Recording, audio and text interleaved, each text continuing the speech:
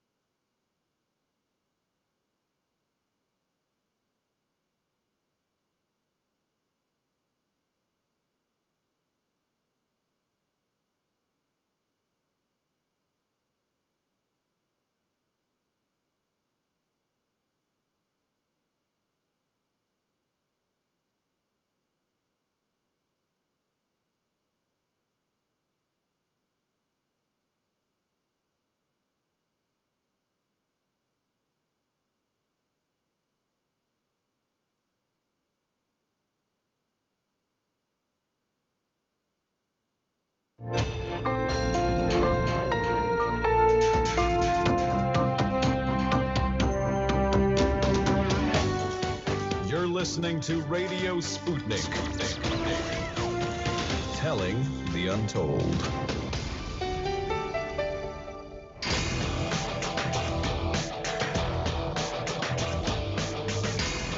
Fault lines.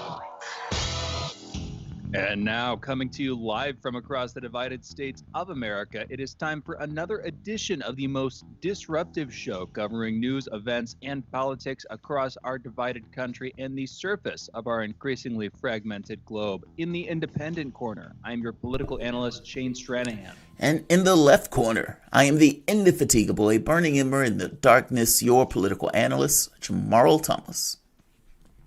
And together we are Fault Lines with Thomas and Stranahan. All right, I hope your morning is going well. I mean you. Let's get into the headlines. First off, in COVID news, at least 751 new coronavirus deaths and 57,081 new cases were reported in the United States yesterday.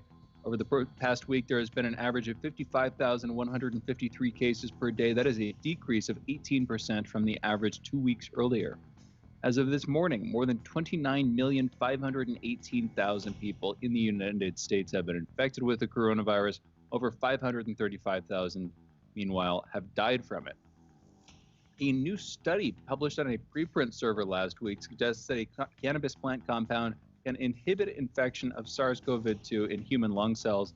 The researchers found that CBD appeared to inhibit viral gene expression and reverse many of the effects of the coronavirus.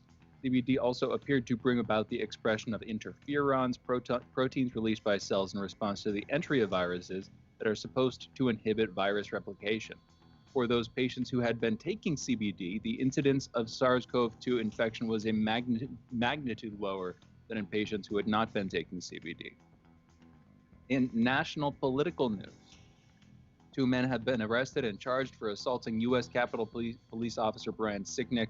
The new news here is 9 counts that they've been charged with, several of which include violence and assaulting officers. They are alleged to have worked together to spray police with a toxic chemical during the Capitol riot.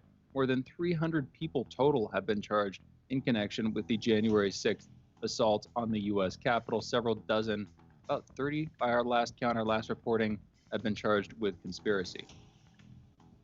The district attorney's office in Fulton County, Georgia, has formally launched a criminal probe into former President Donald Trump's efforts to overturn the election.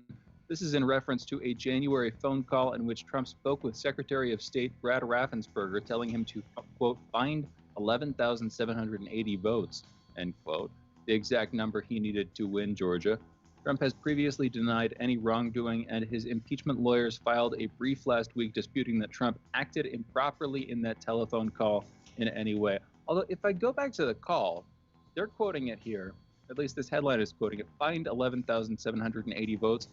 And it's saying, you know, Trump told Raffensperger to find 11,780 votes. When I went and listened to the clip, at the request of Lee, my dad, a guest on this show, I believe when we had this conversation, he didn't actually say, I want you. He said, I want to find 11,780 votes. I know that, you know, in itself doesn't change everything about the case. If you're convinced that Trump was trying to get this dude to do something illegal, that's not going to make your mind change your mind on this issue. But I don't know. It's not the same thing. Jamarl, any thought on that? Yeah, it's not the same thing, but there was a very specific reason that Trump was making that call. And it was entirely understood that the premise of it was, I need you to go get votes. And those people were basically saying there are no votes, and Trump is still pushing, I need you to go give me 4 votes. However he said it, it's said in a mob boss way, where it's not like, it's not, I'm telling you to do X, but everybody and their mama that has brains and ears sit there and say, wow, he's telling them to get those votes. So fair enough. You make a good technical point. But I think the overriding point remains. He wanted that guy to get those votes for him that didn't exist, that he understood didn't exist, that one lawsuit after the next told him didn't exist, and yet he's making that phone call anyway. I don't know. I found it problematic. That's all. I found it greatly problematic. It's like, hey, Shane, I need you to do something illegal. And I know you. Well, I can't say I know you as a flat fat, but I think you would turn me into the cops. I guess the point I'm making here is he understood what was taking place. Like that this was not in the context of a legal thing. And in that context, he leaked, let's say it leaked, came out, recorded, whatever you want to put. He dropped that stuff to the press really quick. This is what Donald Trump wanted me to do. I think I'm more cynical than you on this one, in that I think that Trump was delusional enough to believe the lies that he was telling. Are you serious? Are you serious? Yes. Yeah. But we've been over this one before, and I think you're optimistic because you think that our last president was merely deceptive. I think he was deeply ignorant. Oh man, that's worse. Yeah, that's worse. That means he believed that he was a true believer. Oh, that's worse. Exactly. Anyway, we got more headlines here. A new poll has found that despite the growing number of sexual harassment accusations against Cuomo, 50% of surveyed New Yorkers believe Cuomo should not immediately resign as the Empire State's governor, with voters believing he can continue to effectively carry out his duties. The poll was conducted in New York from March 8th to 12th and included responses from 805 registered voters. The Senate on Monday confirmed Representative Deb Haaland as Interior Secretary, making the New Mexico Congresswoman the first Native American to lead a cabinet department. She was confirmed by a 51-40 vote. Haaland has been criticized by several Republicans during her confirmation process for her embrace of the progressive Green New Deal and her anti-fracking stance. As Interior Secretary, she will lead a department that routinely deals with the 600 federally recognized tribes. Real quick, the Cuomo thing. Oh, yeah, go for it. How do they expect a man that is radioactive at this point? I mean, like Incredible Hulk radioactive. How do they expect that man to govern? If I'm not mistaken, they've stripped him of some of the powers that he had as governor under the emergency powers. All of these Democrats have basically thrown him overboard. How do they expect him to lead and govern? If this was any other governor, he would have his emergency powers intact. I believe this is right. And so, but beyond that point, how does he make agreements? How does he make deals? Who gets with him in order to pass a budget or a deal or whatever else? Does the administration, Joe Biden, want to deal with Cuomo in that specific situation? And if all of these other Democrats are basically saying Cuomo is radioactive, how does that work? I just don't know how that works. Like, meaning whether he's innocent or guilty. And maybe this is unfair from the standpoint if there's a bias towards him being innocent. He still has a difficult time working. I hear you. This is a poll of members of the public, many of whom probably have a sentimental attachment to Cuomo. Others probably haven't been following this quite as closely. And if they know about these stories, they might have heard of the thousands of deaths in nursing homes one. But what they would be hearing about predominantly, I'm sure, is the sexual harassment stuff, which is serious, but isn't deeply indicative of incompetence leading the state through the COVID crisis. It's deeply problematic, but to be clear, unlike the nursing home one, it's not like he got a bunch of people killed. And so I could see if you're just watching this sort of from the outside, you're not paying that much attention, then you're like, okay, well, we're in the middle of the crisis. We shouldn't throw this guy overboard until we've weathered this storm. And it seems like we're almost out of it. So whatever, let's just keep him on until we get through it. Now, I hear what you're saying. I'm just trying to give a somewhat plausible explanation for, somebody who's not a political player and what they might be thinking. living in that state. Does that make sense? No, totally makes sense. Totally. No, I agree. I mean, it's not that I disagree with you. It's just like, and sometimes you need to put yourself into other people's shoes. Like when Camilla was here, and I was like, why aren't they locking those people up? And she's kind of snaps back slightly, where she's like, what would people say if he goes around and rounding people up and putting them in prison? It's like, whoa, you're right. Yeah. It's that. That's the thing. And so it's like, how does Cuomo forge these relationships that he needs in order to get anything passed? And keep in mind, the way he dealt with politics was force. Brute, vindictive, bitter force. And how do you do that now when you have no power to do that? Yeah, I don't think that's going to work now. Yeah, the mechanics have just broken down for him. It's going to work nearly as well. I saw him give a speech yesterday, and it's the weirdest thing in the world. Like when a guy's ego has just been broken. And I was like, he showed his face? He showed his face? I was shocked. Like, that's what I mean. Like, that's what we are. He's supposed to be showing his face. He's supposed to be dealing with this stuff. Like the money that they're trying to get for the state and everything else. He's supposed to be out front and center. He can't be out front and center. He's radioactive. But he is. At least he's doing it. You know what I'm saying. Anyway, next week, U.S. Capitol Police will remove portions of perimeter fencing erected around the Capitol complex. The federal police, Federal police agency will move inner perimeter fencing closer to the Capitol building and remove razor wire atop the fence. Okay, that's a compromise, I guess. The repositioning will provide street and sidewalk access to some surrounding areas. It was not clear how long the inner perimeter fencing will remain. In an effort to combat threats against lawmakers and potential violence, acting Capitol Police Chief Yogananda Pittman has requested funding for 212 new sworn officers to assist a standby force, protection details, and threat assessments. In international political news, the Russian opposition leader Alexei Navalny greeted his supporters via Instagram on Monday from the prison where he is likely to spend the next 2 years, referring to his new confines as, quote, our friendly concentration camp, quote, end quote. There you go, Navalny, posting from Instagram, apparently, at your friendly concentration camp. In his post, Navalny stated that he had been transferred to penal colony number 2 in the Vladimir region east of Moscow. Prison, referred to by its Russian initials IK2, has long been known for strict enforcement of rules, as are all prisons, I think. Lawyers and former inmates have described a separate, harsher punishment facility within its walls where inmates are not allowed to mingle or even talk among themselves. Navalny said he remained classified as a flight risk, meaning that he was woken up every hour at night by a guard with a camera reporting on his condition. And a note from our producer here, how did he get access to Instagram, though? That's a privileged jail. Yes, agreed, Mary T. Getting into the next headline here. Sister of the North Korean leader Kim Jong-un, Kim Jo-young, warned the Biden administration on Monday that it should refrain from causing a stink in the first place if it wants peace. Kim Yo-jong also slammed the ongoing military drills in neighboring South Korea, warning that if Seoul, quote, dares resorts to more provocative acts, we may take a special measure of resolutely abrogating even the North-South military agreement, end quote. Due to economic difficulties brought by the U.S. sanctions, Pyongyang announced in late 2019 that it would resume its nuclear arms program and try to put more pressure on Washington.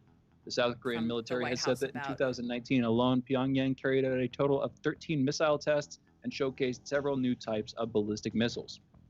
Iranian Foreign Minister Mohammad Javad Zarif urged the United States to quickly rejoin the Iranian nuclear accord, warning that Iran's June presidential elections could prevent progress in any talks. Iran has repeatedly stated that the U.S., which pulled out of the nuclear deal, must make the first move to make amends and should not set any preconditions. In February, the Biden administration expressed interest in reviving the nuclear deal, but said it wanted to see changes from Tehran before it lifts the economic sanctions. As far as I can tell, what the move that Iran wants to see from the U.S. is lifting some of its sanctions, at least some of them. The more the better, I think, in their eyes.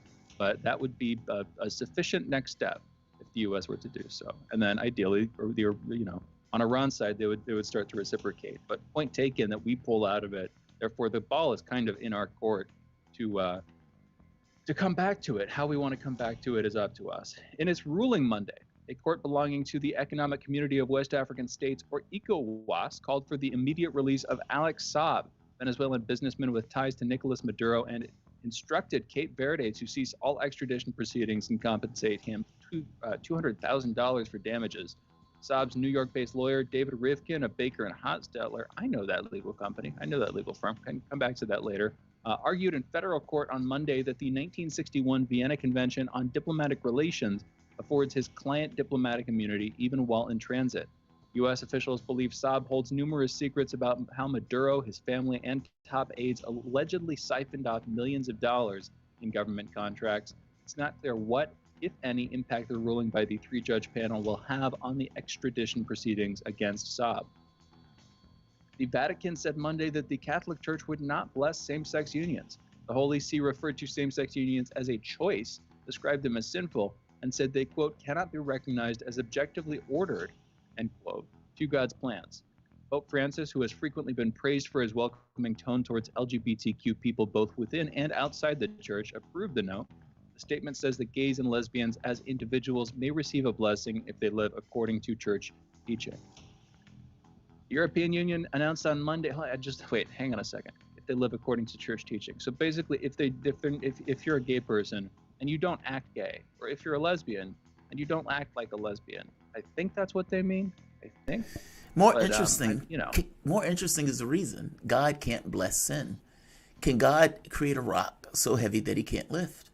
Like these are one of these questions. It's like he's God, but he can't necessarily bless sin. God can't grow. Think about that. Like God can't change. Like these are all the things that this kind of immortal, all powerful, omnipotent God can't do. I'm stunned. Like I was just mad. I just was enamored by the reasoning for it. I just loved the reasoning. That's all. On the one hand, Jamarl, I worry that if I start to talk about religion, I'll immediately offend people. But on the other hand, Jamarl, we talk about politics all the time, which is, clumped together with religion, and sports occasionally is like something you should not talk about in polite conversation.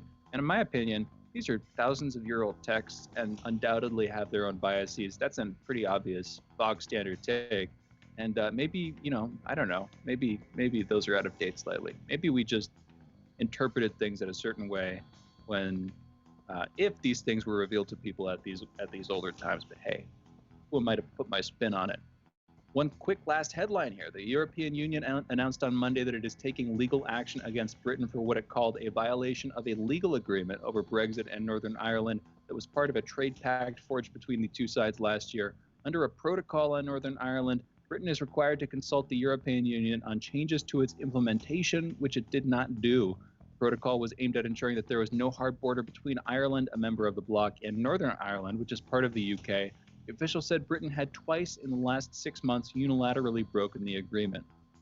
And with that, those are our headlines. You're listening to Fault Lines with Thomas and Stranahan. We're going to a break, and we will be back in a moment with our soapbox segment, Jamarl's monologue, and a short back and forth. Be right back. Fault Lines.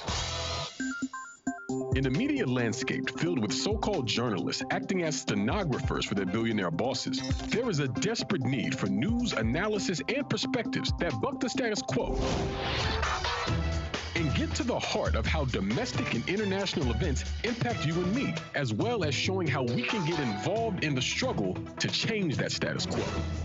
Check out By Any Means Necessary on Radio Sputnik, Monday through Friday from 2 to 4 p.m. Eastern, to hear the stories and voices that mainstream media refuses to tell you. And join us as we connect the political, social, and economic movements shaping the world around us. That's By Any Means Necessary, Monday through Friday at 2 to 4 p.m. Eastern, right here on Radio Sputnik.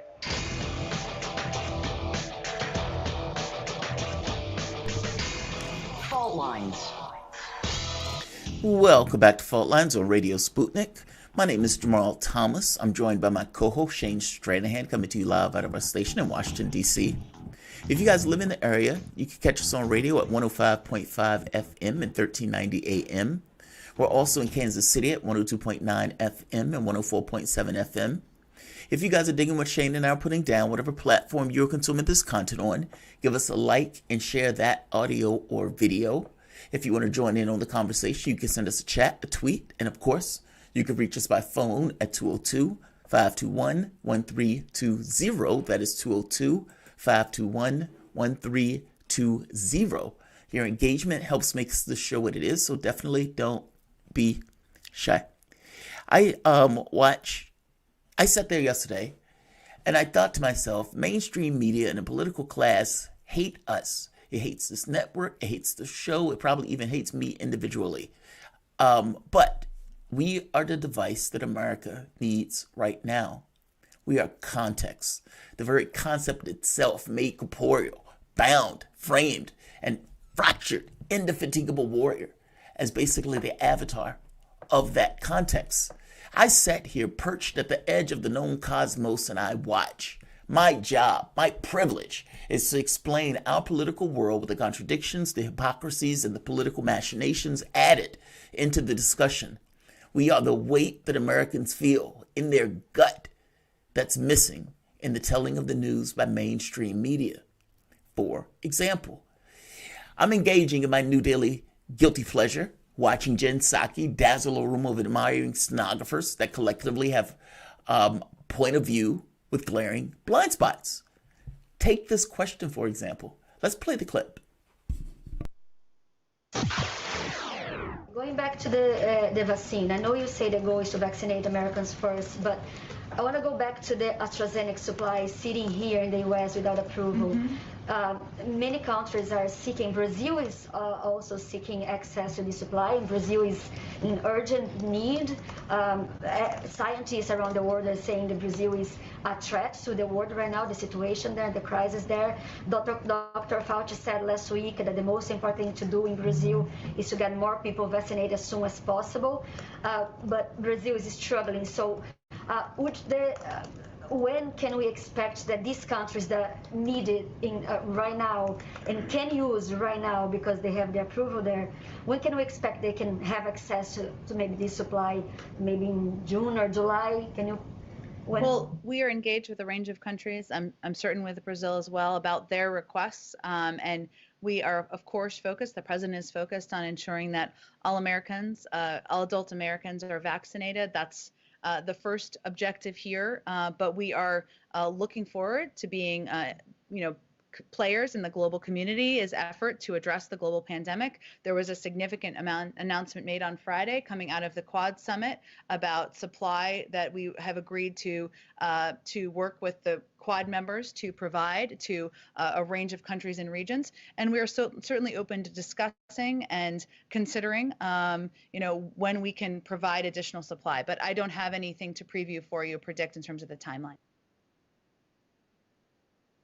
Now, on that very particular topic, there's nothing wrong with that statement.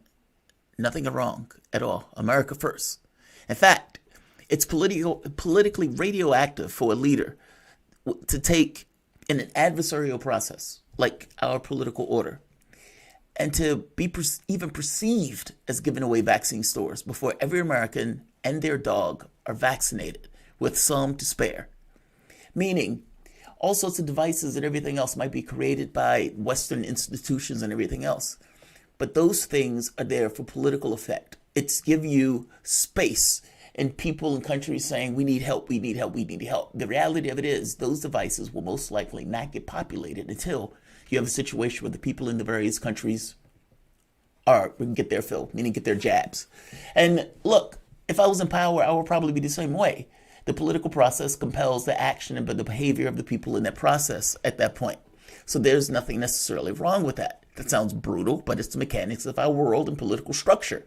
We don't consider our world to be united heritage. We have might makes right, and the legitimacy of our claim is established and persisted through that reasoning. But, and let's keep the thread. The United States has vaccine stores that Brazil desperately needs as it's lacking the necessary resources to deal with the virus. The U.S. is bringing it under control. Will Joe Biden help? Meaning, will Biden help that process? Now, if I may be so bold, this woman's question would have had more punch if it was asked in somewhat of a different way with added information, but basically making the same point. The government has just released the yearly Health and Human Services report. This was maybe a month or so ago. The news site, Brazil Wire, found a rather shocking admission that wasn't even grudgingly admitted. It was proudly stated as America in action. Former U.S. Secretary of Health and Human Services Alexander Alazar acknowledges that this was a challenging year in the document. Now, on page 48, he makes the point, and they're immortalizing this for the duration of this country's existence in print, in digital letter, but basically in government print, that this is our policy. This is astonishing. Under the heading of Strengthening Health Cooperation in the U.S. Humanitarian Leadership, under the subheading Combating Malign Influences in America, the report triumphantly announces HHS Office of Global Affairs used diplomatic relations in America's region to mitigate efforts by states, including Cuba, Venezuela, and Russia, who are working to increase their influence in the region to the detriment of U.S. safety and security. OGA coordinated with other U.S. government agencies to strengthen diplomatic ties and offer technical and humanitarian assistance to dissuade countries in the region from accepting aid from these ill-intentioned states. Examples include the OGA's health attaché office to persuade Brazil to reject the Russian COVID vaccine and offering CDC assistance in lieu of Panama accepting an offer for Cuban doctors. What? You admit to that? Think about what you're saying for the moment. You've just said you got Brazil, a country that desperately needs doctors, vaccines, anything that it can get. And Panama, a country that desperately needs doctors, vaccines, anything it can get. That they should not get those things because U.S. security needs. That's astonishing. The highest priority of this health organization that is grappling with a deadly virus ravaging the home and domestic front is first and foremost to ensure U.S. policy objectives are attended to. After that, we're here to help. Linger on that for a moment. Just as a human being, linger on that statement for a moment. Your Brazilian life matters less than our foreign policy objectives. That's astonishing.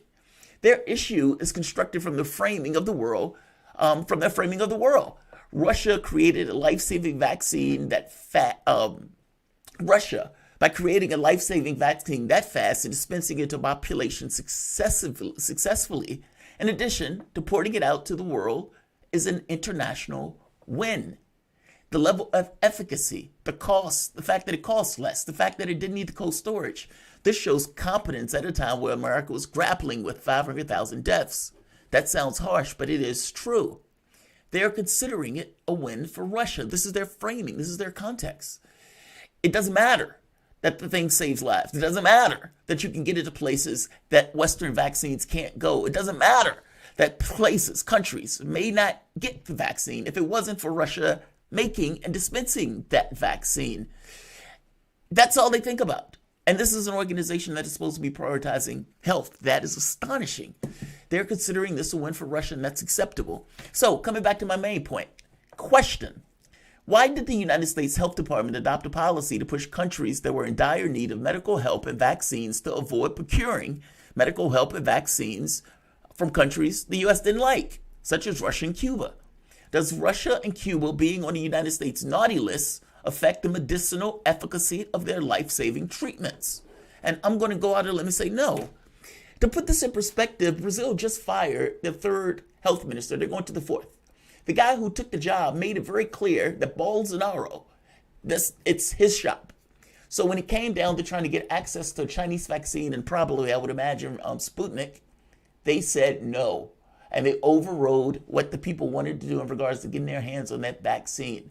Did the U.S. and their cajoling have anything to do with these guys turning down vaccines from countries that the United States didn't like, that was on their naughty list? It sounds like the guy's bragging about it. They went from 15,000 deaths to 280,000 deaths in 10 months. And they're even talking about hitting 300 to 600,000 dead human beings in Brazil. That's where we are. That seems to be the question. Why did the U.S. Health Department adopt a policy to push countries that were in dire need of medical help and vaccines to avoid procuring that medical help and vaccines? That's astonishing. Also, how can the government justify a policy like that? In one breath, pushing countries to ignore their own real health needs for the sake of U.S. foreign policy, something that's subjective and on some level imagined, while simultaneously storing surplus vaccines that are needed in Brazil and other aforementioned countries. You told those countries to don't get the help that it needed. Conversely, you turned around and basically kept your stores. So meaning the things that they would need that were from the West, you kept it for yourself. How do you justify that? And if she lets you get one more question in, if she hasn't necessarily had somebody, security, thrown you out, has there been any study, research, or governmental estimates on the number of people that have been killed from this policy, from U.S. policy in Brazil and around the world? If you're pushing your allies not to get the vaccines that they are needed, and I just said that the politics of it will compel countries not to necessarily give those vaccines until the people get medicine, how many people has that policy killed? I suppose she'll blame Trump or twirl back around to it. And yes, that's a dark series of questions. But why am I wrong in asking that? Shouldn't those questions be put up? Shouldn't the U.S. policy, foreign policy for that matter, get brought to attention? And none of them thought to ask that. Shane. Oh, it's 7:30. I'm sorry, we ran so late on the headlines. We'll have to come back and talk about this. But this is why we're here, and this is why we exist. It's context. It's pointing stuff like this out. You guys are listening to Fault Lines with Thomas and Stranahan. We'll be back in a moment.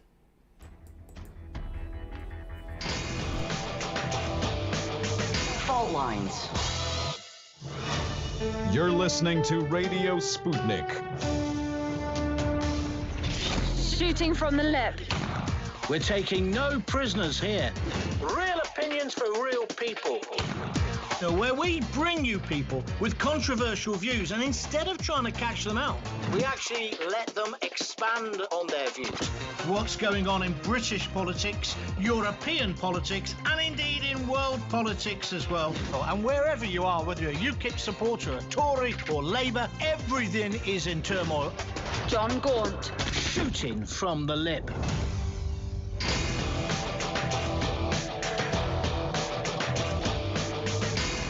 Fault Lines. And we're back. You're listening to Fault Lines with Thomas and Stranahan. And in two back-to-back segments this half hour, we're going to be talking about different aspects of the war in Syria. First up, we're talking with Piers Robinson, Dr. Piers Robinson, about the latest revelations on the pushback against the OPCW, the Organization for the Prohibition of Chemical Weapons, their summary letter on the Duma attacks in Syria that set the stage, basically gave Trump the go-ahead to initiate more military aggression against the Syrian government and against Syrian civilians, first and foremost, in Syria. And specifically, we're going to be talking with Dr. Piers Robinson about the latest letter sent by more former OPCW officials than ever. Now, 5 OPCW officials calling on the chemical watchdog to clean up their act, basically, to go forward with an investigation and open themselves to more public scrutiny, again, including and specifically from these former officials who, along with people on the inside, whistleblowers on the inside of the OPCW, alleged that there were serious problems with the report on the April 2018 attack in Duma, Syria. For this conversation, we are joined by Dr. Piers Robinson. He's a political scientist and the co-director of the Organization for Propaganda Studies, Bergen, Tulsi Gabbard, but you also have a bunch of others, John Pilger, Roger Waters, Oliver Stone, Director Oliver Stone, Colonel Lawrence Wilkerson, many others joining in on this. But really what I want to focus on are the 5 former OPCW officials, because in this letter, you see in the signatories more sort of qualified, relevant officials pushing back on the OPCW's line than you have at any point in the past. What do you think the significance of this is? And do you think this will cause any traction, any public signs of movement from the current leadership of the OPCW? Dr. Robinson. Well, you've documented, or you've described very well, I think, the trajectory of events since the alleged attack in Syria and the OPCW Duma investigation. And yes, this history has been one of continual whistleblowing, warnings coming out, and there's also been associated with very eminent figures, not just those included in this latest statement, which has come out, but also in previous statements, a very eminent, credible people saying that there are clearly serious issues with the OPCW investigation of Duma, and it needs to be looked at. And I think the latest, I mean, with this latest statement, you have an expansion in the number of names. As you point out, you have people who are former OPCW inspectors signing a letter. You also have very eminent, unimpeachable in a sense, people signing the letter. And what this tells us is that the concerns raised by people who have perhaps been smeared in the past for raising questions, these concerns are quite widely held and held by people from across the political spectrum. And really it puts the OPCW, I think, in a position where they might refuse to acknowledge the concerns, but publicly this looks untenable for them to do that. They may well continue, as they have done over the last 2 years, to refuse eminently reasonable requests that they should provide a forum to meet with the dissenting inspectors. They might refuse that. They might continue to refuse it. But by doing so, they will only, I think, in the grand scheme of things, make themselves look more and more cornered, and also make themselves look more and more dishonest in the way that they're dealing with this. And this goes to French, British, and American governments, of course, who have been very much sort of shoring up the OPCW official line on a Duma investigation. It looks as if they are hiding something, trying to hide something. They're trying to do their best to prevent eminently reasonable requests from being fulfilled. And the request, and just reading the statement of concern here, is simply that the OPCW should provide a transparent and neutral forum, it says here, for all the investigators to be heard. That's a perfectly reasonable request. They seem to be continuing to refuse it, and they only continue to damage the reputation of the OPCW by doing that. Maybe the pressure is enough now to get them to move. Maybe it will take more developments for that to occur. But I think we're well beyond the point at which it's very clear there's a problem, and it's very clear that the OPCW is putting its head in the sand. See, it's clear to us, but I don't know if it's clear to just the wider public. I mean, for the most part, mainstream media avoids the story like the plague, meaning they would cover the Duma attacks. They would not necessarily cover Tulsi Gabbard acts and the justification for it. Meaning, even if the Duma attacks were legit, even if Assad came out and screamed on the rooftops that I did this and wrote Assad on the name of whatever, it doesn't justify U.S. action. Meaning, there's nothing that allows us to basically attack a sovereign nation in that way. But by the same token, in America's eyes, a bad act deserves a war. And so it gets very bizarre. In this very specific case, the mainstream media is not covering this. Like, they avoided this like the plague, despite the fact that these are credible people basically saying there are problems with this. And many of the people who are working on it said there are problems with this. Doesn't this draw questions around the OPCW in general, including their previous acts? Meaning any other chemical weapons strike that they basically attributed to some foreign adversary of U.S. interests becomes under question.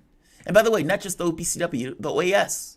I mean, we were just talking about Honduras, and we were just talking about Bolivia. OAS was instrumental in both of those coups. And so it seems like the unimpeachability of an independent body, or supposedly independent body, is used for basically foreign policy considerations. I mean, that's astonishing. I mean, how do you deal, like, I get the blow to the reputation, but I'm saying that there are real world phenomena associated with that independence, or let's say the belief in the independence, and the way that it goes out and just hammers whoever it hits. I mean, it's astonishing. It's profound on some level. I guess what I'm looking for, or I guess what I'm asking is, how do they proceed from here with the notion that these guys may be used basically for propaganda effect? Well, it's a very important point that you raise, because sometimes when people address the Duma issue, and you're right, there's been a mainstream media blockade, but some media have covered it. Some mainstream media have covered it at the margins. But the reason why this blockade, I think is there, and the reason why this is so important is that if we have manipulation in the case of Duma and the OPCW, precisely as you described, it raises the question about earlier reports, and it also raises the broader question about the ways in which these institutions which people look to trust as independent, as sources of maintenance of peace and security in the international system, if these institutions are actually effectively being subverted in the interests of, in this case, of Western governments, and in the interests of those who are trying to essentially create war and to further war in the international system, it raises very, very fundamental questions about them, and it raises very fundamental questions about the actions of the West in the international system. And if the Duma controversy unravels in a way that it has done and it continues to, then what we have there is a very clear indication of a problem which, in a way, was identified back before the Iraq invasion, when Bastani was ousted as Director General of the OPCW, when America wanted to go to war in Iraq, regardless of whether it had weapons of mass destruction. Of course, none were subsequently found. But it highlights, it shows how far down the road we are to these organizations becoming manipulated by powers that want war, and in this case, Britain, France, and America, and the extent to which, as you correctly point out, effectively become propaganda arms of Western governments. And so this Duma issue is not just about one chemical attack, it's about a much broader pattern that we can see over the last 20 years and longer. And in this organization and in others. I mean, with Jose Bustani, yes, for instance, he was effectively recalled. The United States government pressured Brazil to recall Jose Bustani during the lead up to the Iraq War, because he did not want to go in with an invasion of Iraq. Fundamentally, he didn't want to lie. He didn't want to, misuse his position. But this was against the convention. This is against the Chemical Weapons Convention, which the OPCW is effectively the enactor for. They are the ostensibly independent body that would review chemical weapons war crimes, and see if they actually took place. Try to figure out who did them, and then submit the evidence that they've put together in reports to governments to make their decisions. And as a part of that convention, it's very explicitly stated that they, quote, shall not seek or receive instructions from any government, end quote. In other words, they're supposed to be completely independent. But as we saw with Bustani in Iraq, and as we're seeing in Syria, with Duma, specifically the report on Duma, it seems like the United States, the United Kingdom, and France have sought to intervene. They've sought very specifically, in this case, in Duma. Please correct me if I'm wrong on this, and I'm also curious to hear your opinions on, the health of the institution in general, what we got wrong. And if I'm wrong, I think I see this as a central institution. This is the body, the ostensibly independent body that's supposed to review this stuff, allegations of chemical weapons use. Anyway, specifically in Duma, the allegation was that Assad airdropped chemical weapons. The OPCW sent in a fact-finding team. That fact-finding team was recalled and replaced by a team of authors who had not visited Syria. And what was actually found out about the Duma attack in Syria was that there was evidence that it wasn't airdropped, that there were chemical weapons sort of disbursements in place at the scene. So in other words, the basic structure of the argument that was being made just wasn't accurate. Am I getting anything wrong there, Piers? And what do you think about the OPCW? Am I right that it is a central institution? It is the central institution in this process? Well, your description is a reasonable overview. I mean, the Courage Foundation has additional background information which goes through the key issues which are raised about the Duma investigation, which your listeners can go and read. I mean, there is an important thing about the OPCW which has been made is that it's not the OPCW as a whole. It's the fact-finding missions set up to investigate alleged attacks in Syria. And what's unusual about those FFMs is those fact-finding missions is that they bypass normal procedures whereby you have scientific scrutiny and peer review by various technical departments, and they're being controlled from the Office of the Director General, which then makes them vulnerable to political influence from the British, the French, and the Americans. And so it's not the whole organization, it's the FFMs on Syria, which appear to be the clear problem here. But more broadly, however well-functioning the rest of the organization is, yes, the key problem here is it's becoming an arm of, effectively a propaganda arm of Western governments who are trying to engage regime change in Syria, trying to conduct war. And again, to go back to this, why this is such a serious issue is if this is what we have in front of us, if we have our UN-linked independent organizations corrupted and perverted in a way that they're being used to promote war, this isn't going to stop. Right? This can carry on. The next target might be Iran. It might be in relation to China or Russia. And this is extremely dangerous from the point of view of international peace and security, and extremely dangerous for us, for citizens, for our children, for our future, if this is the nature of these institutions. These were set up after the Second World War. The UN was set up to maintain peace and security in the international system. And if it's the case that they have now, through penetration, as it were, by Western governments, become essentially sort of mechanisms to try and get us to war, then the institutions are not operating as they should be, as they were set up to after the Second World War. It would have been entirely, the intent would have been entirely reversed. In this, effectively fabricating casus belli, fabricating causes for war on other countries, which of course, like you said, it's first and foremost, it's bad for your average person living in either the country that initiates the conflict or the country that is the victim of that initiation. But we have to close this out. We were joined for this segment by Dr. Piers Robinson. He's a political scientist and the co-director of the Organization for Propaganda Studies. Follow him on Twitter at PiersRobinson1. Check out his blog at piersrobinson.wordpress.com. Dr. Robinson, thank you again for joining us this morning. We'll be back in a minute, continuing this conversation in another aspect with Maram Sousli. You're listening to Fault Lines with Thomas and Stranahan. Be right back on the other side of this break. Fault Lines. Feeling kind of blue, but maybe also kind of red, and kind of purple, and kind of alone? You've got a friend on Radio Sputnik. Tune into Political Misfits from 12 to 2 Eastern Time, Monday through Friday, for news, politics, and culture without the two-party bias. Catch us daily on 105.5 in Washington, D.C., or 102.9 or 104.7 in Kansas City. Or find us on Twitter, Facebook, YouTube, Spotify, or wherever you get your news.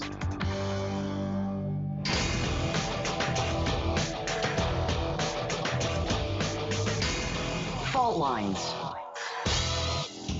And we're back, continuing our conversation on Syria with our next guest, Maram Sousli. She's a political commentator and geopolitical analyst. Maram, thank you for joining us. How are you doing? Good, thanks. How are you guys doing? Good. Better for having you. Thank you for being with us. We were just talking with Dr. Piers Robinson about the OPCW, the latest 5 officials coming out asking for the creation of an open forum to review the OPCW report on the alleged chemical weapons attack in Douma, Syria in April 2018. That was a significant but recent event in a more than decade-long war at this point. And we brought you on to sort of give it an overview of that war, more than 10 years on at this point, and to look forward somewhat optimistically, relative reprieve from violence, although violence is still ongoing and 9 out of 10 Syrians now live in poverty, at what could cause an end to that war? What did an end to that, a peaceful resolution of that could look like. But first, let's look back into the past. Could you please give us a brief overview what this war was, how it started, how we got here, and where we are now, Maram? Well, it's impossible to look at this war without the context of the last 20 or 30 years, because this war really started with the war in Afghanistan. The U.S. foreign policy had it in their minds, as General Wesley Clark warned us, to destroy 7 countries in a certain period of time. On the list was Afghanistan, Iraq, Libya, Syria, Sudan, and I believe Iran and North Korea. And finally, or maybe North Korea wasn't in it, but it was finally supposed to end with Iran. But it started with Afghanistan because they needed to fund the war, essentially. The multiple wars that they were going to fight were needed. They started with Afghanistan because they needed the drug money from the opium that was going to be cultivated in Afghan farms and then dumped on the US market. And 20 years on, the US has now an epidemic of opium addiction. And that's not really a coincidence at all. The fact that simultaneously the amount of opium farms in Afghanistan has skyrocketed. So this is kind of digressing from the situation, but you can imagine any country that showed any kind of independence or sovereignty and didn't follow US hegemony was on this list of countries that needed to be destroyed. And, they went through Iraq afterwards and then Libya and Syria. And what's interesting about the case of Libya and Syria is, post 9/11, they used the excuse that they were fighting Al Qaeda to wage those wars. But in Libya and Syria, they used Al Qaeda as their shock troops to destroy these nations. And that's essentially what happened in Syria in 2011. It was a Muslim Brotherhood uprising with elements of Al Qaeda militants that took up arms against the state and started slaughtering minority groups. And now we end up with an occupation, of course, by the US military and by the Turkish military and by the Israeli military, which continue to airstrike Syria. Ram, I think it's hard sometimes for the American audience to entirely get the context of this. Meaning, like, what it's like for people on the ground. I think sometimes we get in our heads, I don't think this is my own self-conception of this stuff when I wasn't paying attention to politics, that the country was always at war. That the people in the country always lived this kind of fragmented, broken, difficult life. And that's not what it was. We're talking about people who were doctors, lawyers, radio hosts, every job that you could think of that's in the States, there's some kind of corresponding job to it that was in Syria. It was a functioning government and country, despite the fact that America didn't like it and it was on the Western countries' naughty list. That doesn't matter in the way that the country was broken. Meaning somebody like me signs up to fight terrorists because they're chopping off heads and then raping women. And the US used the OPCW, not to mention some kind of dodgy logic. In fact, I think we were stretching the authorization of military force for Iraq to be used in Syria. Like, none of this stuff was legal, and yet nobody cared. Like, does that burn on some level? I mean, because at that point, nobody, let me ask the question this way. Can you give us some context into people having to basically leave their jobs and leave the lives that they knew in order to go and join a war that they didn't necessarily ask for? And on top of that, how that looks today? Meaning, how has that resolved to any degree? What does Syria look like today in regards to the lives of the people who live there? Sure, I can give you some context and I'll try to draw from personal experience. 10 years ago, before the war began, I visited Syria and I hung out with my cousin and her friends. And, one of her friends was basically a party animal. He liked nothing but electronic music. He would go to raves every weekend. He was just a lot of fun. When the war began, he enlisted to fight the terrorists because he himself personally was Christian. And, it was strange to see this guy, this happy-go-lucky guy, join the army and fight for now years and years, in the trenches, basically. And he looks like a completely different person. No more parties anymore. And people who basically were mostly interested in where they were going to go out, what they were going to study, what they wanted to do in the future, their hopes and dreams. All of that is just gone. And even if you want to sit with your family, probably half your family is either escaped the country, or maybe they're internally displaced, or maybe they're dead. So now, in the past, people would covet like the latest mobile device. Now they would like to make sure that they can eat because of the sanctions. So that's what I guess I can describe, how I can describe it to you. And there is no normal on the other side of that. On the individual level, I can't speak from experience here. I've never fought in a war, but I hear pretty roundly, it is a long process to resume some degree of normalcy, and that's just on an individual level. You're talking about an economy that's been wrecked over the course of years.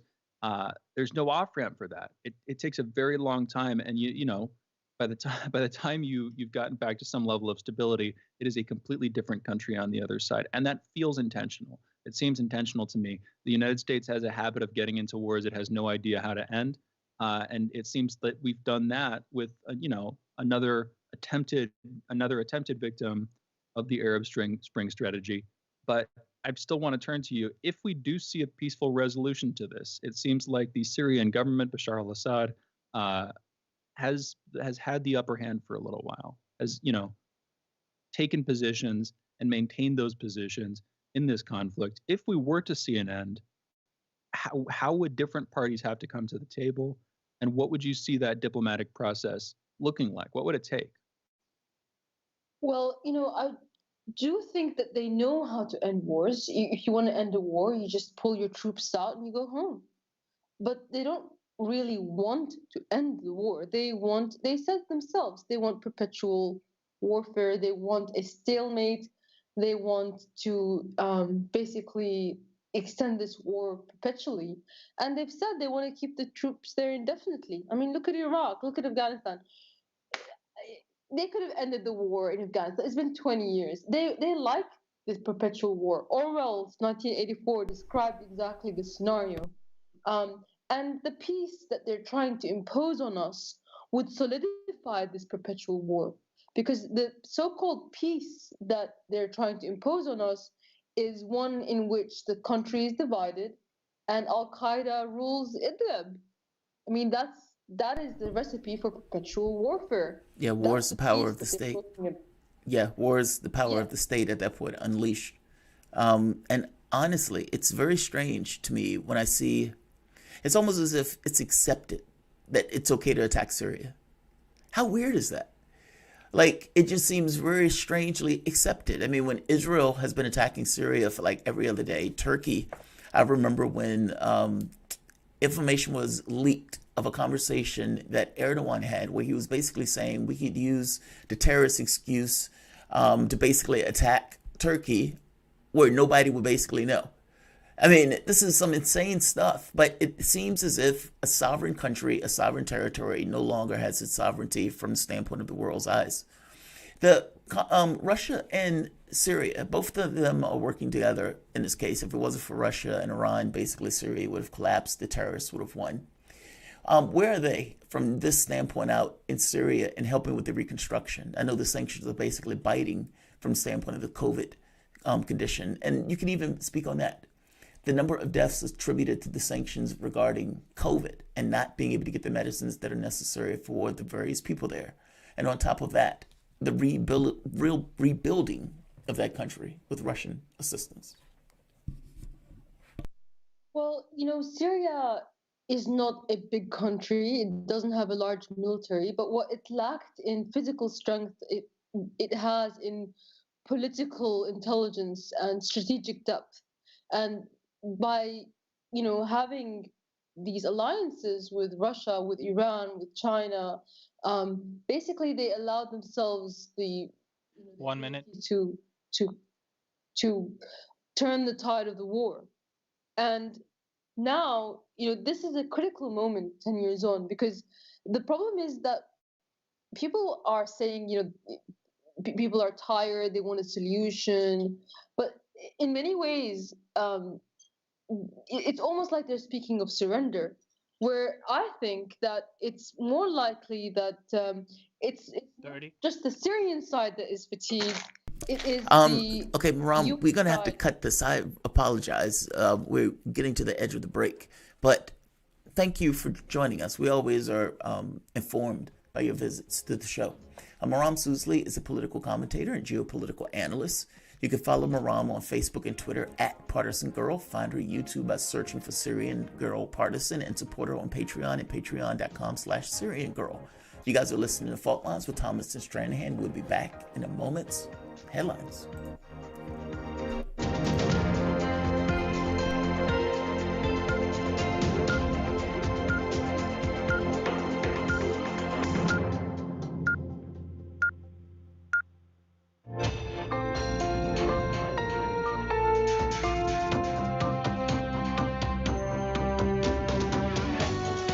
You're listening to Radio Sputnik. Telling the untold.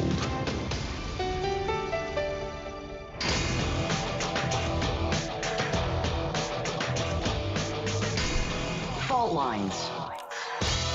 Live from the divided states of America, precipitously perched at the edge of this resilient and exploited globe.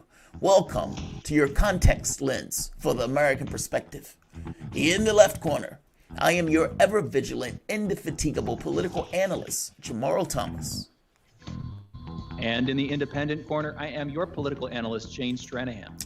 That means you are listening to Fault Lines with Thomas and Stranahan. Yeah, I want to apologize to Maram because it's like asking a question. In fact, I should have asked that question thinking about it. We didn't have enough time. I wanted to try to give context to people because I think sometimes we get into this mindset that, oh, it's the Middle East, it's always been on fire. I've heard people make that argument here and outside of the United States. And that's just not true. It's just not true. And it would be regular people in the context of regular people who had to get up and fight that war. Because for them, the terrorists were at the door. I was trying to get people to get that at a gut personal level. But I don't know. I wanted both in. It's a lot to talk about in 15 minutes, especially for such a wide-ranging topic that's been going on for so many years. But I appreciate her coming on. Let's get to headlines. So, in the news, at least 751 new coronavirus deaths and 57,081 new cases were reported in the United States yesterday. Over the past week, there's been an average of 55,153 cases per day, a decrease of 18% from the average 2 weeks earlier. As of this morning, more than 29,518,700 people in the United States have been infected with the coronavirus, and over 535,000 have died. Oh, I get so angry when I read that number. I always have to push past that. A new study published on preprint server BioRivix last week suggests that a cannabis plant compound can inhibit infection of SARS-CoV-2 in human lung cells. The researchers found that CBD appeared to inhibit viral gene expression and reverse many of the effects of SARS-CoV-2. CBD also appeared to bring about the expression of interferons, proteins released by cells in response to the entry of viruses, and supposed to inhibit virus replication. If those patients have been taking CBD, the incidence of SARS-CoV-2 infections was magnitude lower than in patients who had not been taking CBD at all. That must explain my heightened superhuman immune system and fighting off of COVID. Just walking around bulletproof. Don't even need a mask. Don't even need a vaccine. I'm joking. That's a bad joke. 2 men have been arrested and charged for assaulting U.S. Capitol Police Officer Brian Sicknick, who, ironic name, who died after responding to the January 6th to 100 of rioters who stormed the Capitol. Julian L.E. Cather of Pennsylvania and George Pierre Thanios of West Virginia are alleged to have worked together to spray the police with a toxic chemical during the Capitol riot. That's called, if I'm not mistaken, Bear blank blank blank. The officers are charged with 9 counts, several, which include violence and assaulting officers. More than 300 people have been charged in connection with the January 6th assault on the U.S. Capitol. Sicknick is an interesting case. We're going to be talking to Garland about that later on. Initially, it was made to look as if he was beat with a fire extinguisher to his death, with Trump supporters screaming, "Trump, Trump, Trump," as they beat him and kick him with his last breath, or his last incidents of life. That's what he's seeing. Well, we found out later that that wasn't true. Not so much. And yet, he still died. So the question becomes, when did he die? Why did he die? The story where he was being beat with a fire extinguisher, where did that come from? It didn't seem to be hit with a fire extinguisher at all. CNN even had to mention that part in their information about this story. So there's all sorts of questions surrounding this one. So I thought this would be an interesting one to delve into with Garland on. But apparently, this stuff is called Bear SH blank blank. And the Bear stuff apparently was sprayed on the various people, on the various cops. You also have cops, like I said, out there fighting, fist fighting, and having to kind of pull back. There's a new story that came out making the point that the cops didn't take the Proud Boys / Oath Keeper / white militia groups threat seriously up until the last minute, at which point it was too late. It's an interesting story, but Garland is going to talk about the Sicknick one. The district attorney's office in Fulton County, Georgia, has formally launched a criminal probe into Donald Trump's effort to overturn the election won by Donald Trump, won by Joe Biden. This is in reference to the January phone call in which Trump spoke with the Secretary of State, Brad Raffensperger, telling him to find 11,780 votes, the exact number he needed to win Georgia. Trump has previously denied any wrongdoing. His impeachment lawyers filed a brief last week disputing that Trump, quote, acted improperly in that telephone call in any way, unquote. Well, it was, like I said, a mob boss phone call. Donald Trump, won in a landslide. Yet, my lawyers, who are scouring the United States for any lead that they can find, my political operatives, who are scouring the states for any lead that they can find, all of these supporters, 30 million or so, looking for any leads they can find, some people even going in their own private investigations, and not finding what you needed. He calls Brad Raffensperger, and he has a question, or talks to him as if it's a mob boss, saying, look, this is what I need. I need this many votes. Now, everybody in the United States and their mama understands that from the legal standpoint, Joe Biden won. And if Donald Trump is asking for this, despite the fact that they had a recount in Georgia, then he's asking him for something that is breaking the law. Now, whether or not he needs to say the technical words, I need you to go and find X number of illegal votes so I can win this. I don't think he needs to do that. But that's going to be up for a legal question at this point.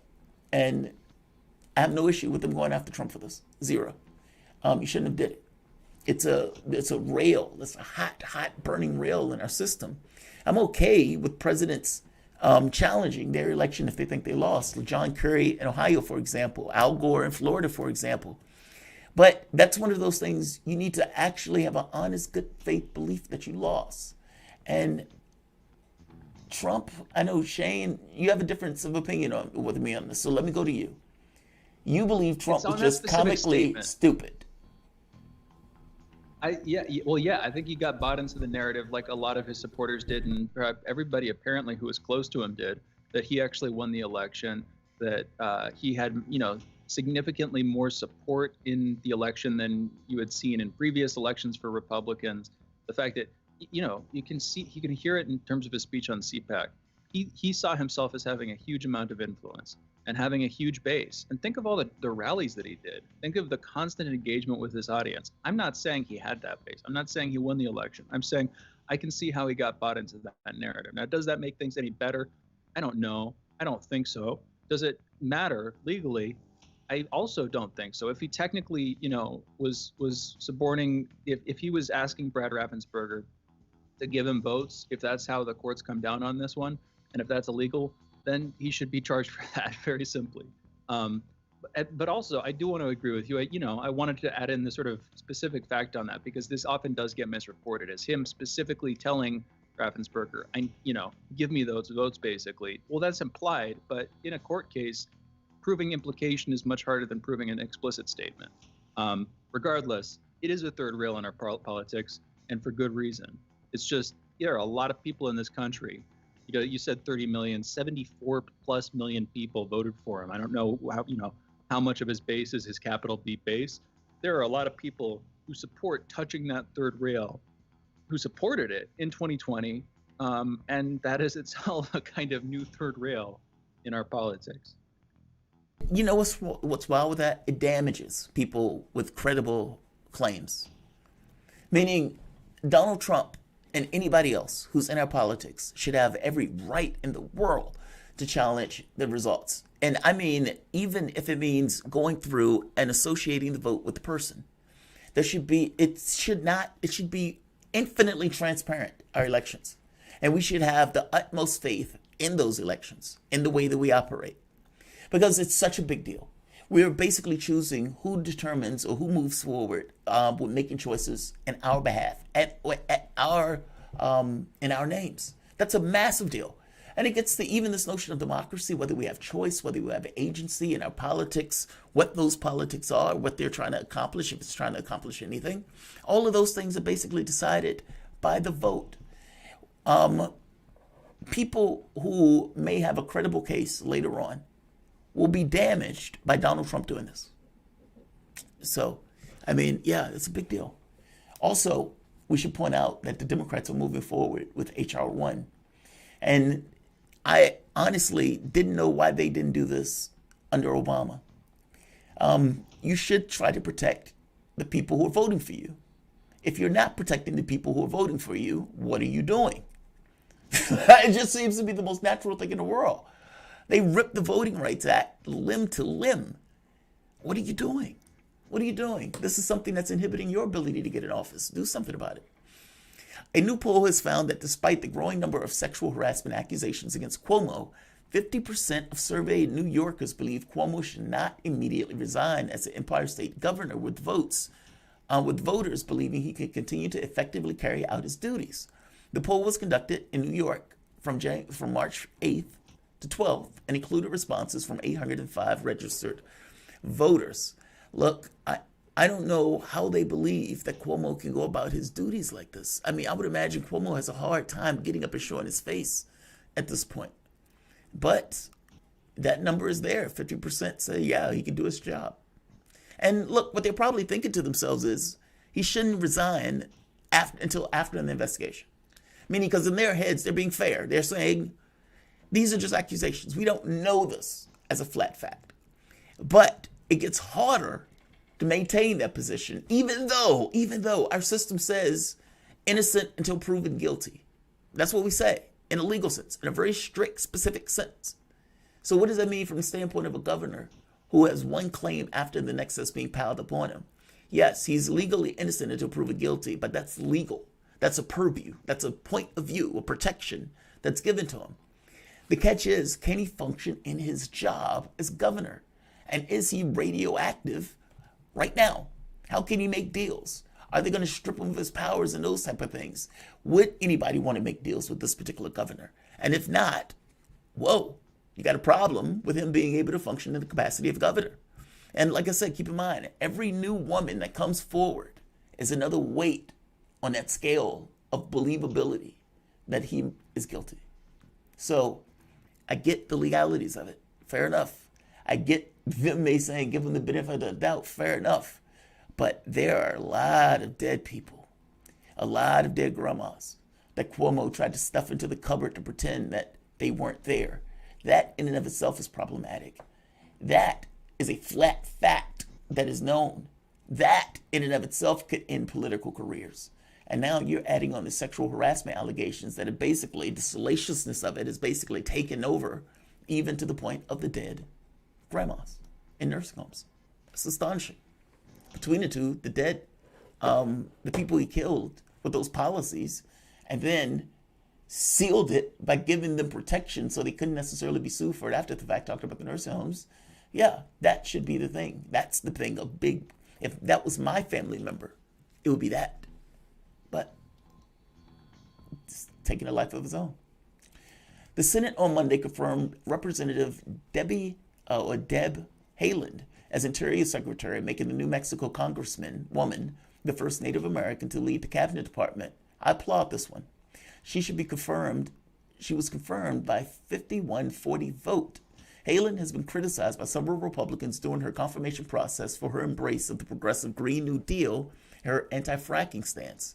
As Interior Secretary, she would lead a department that routinely deals with 600 federally recognized tribes. Next week, U.S. Capitol Police will remove portions of the perimeter fencing erected around the Capitol complex. The federal police agency will move inner perimeter fencing closer to the Capitol building and remove razor wire atop the fence. The repositioning will provide street and sidewalk access to some of the surrounding areas. It was not clear how long the inner perimeter fencing will remain in an effort to combat threats against lawmakers and potential violence. Acting Capitol Police Chief Yogananda Pittman has requested funding for 212 new sworn officers to assist a standby force, protection details, and threat assessment. Let's get this last one in. The Russian opposition leader, Alexei Navalny, greeted his supporters via Instagram on Monday from the prison where he is likely to spend the next 2 years, referring to his confines as, quote, our friendly concentration camp, unquote. In his post, Navalny stated that he has been transferred to penal colony number 2 in the Vladimir region, east of Moscow. The prison, referred to by its Russian initials IK2, has long been known for strict enforcement of rules. Lawyers and former inmates have described a separate, harsher punishment facility within the walls where inmates are not allowed to mingle or even talk among themselves. Navalny said that he remained classified as flight risk, meaning that he was woken up every hour at night by a guard with a camera reporting on his condition. And this question was being put out.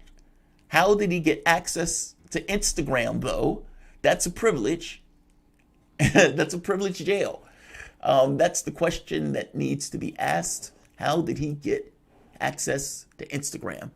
Those are your headlines. You're listening to Fault Lines with Thomas and Stranahan. We're going to be back in a moment with Alexander Makaris, one of my favorite guests. Back in a moment. Fault Lines. Want to talk? Get in touch with us at radio@sputniknews.com.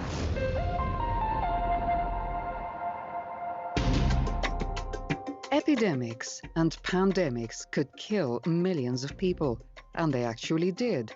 Centuries ago, deadly outbreaks called the Black Death, the Plague of Justinian, and the Spanish flu ravaged countries, empires, and whole continents. Some of these diseases are still present around the globe. Others have become a thing of the past. Discover how these ancient and not-so-distant outbreaks from previous centuries differ from modern-day Sars, MERS, and coronavirus pandemics. Listen to our new series, Outbreak, the deadliest epidemics in human history, this week on Radio Sputnik.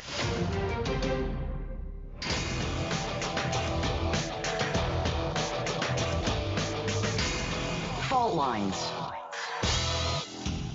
And we are back. You're listening to Fault Lines with Thomas and Stranahan, and we're talking about Ukraine.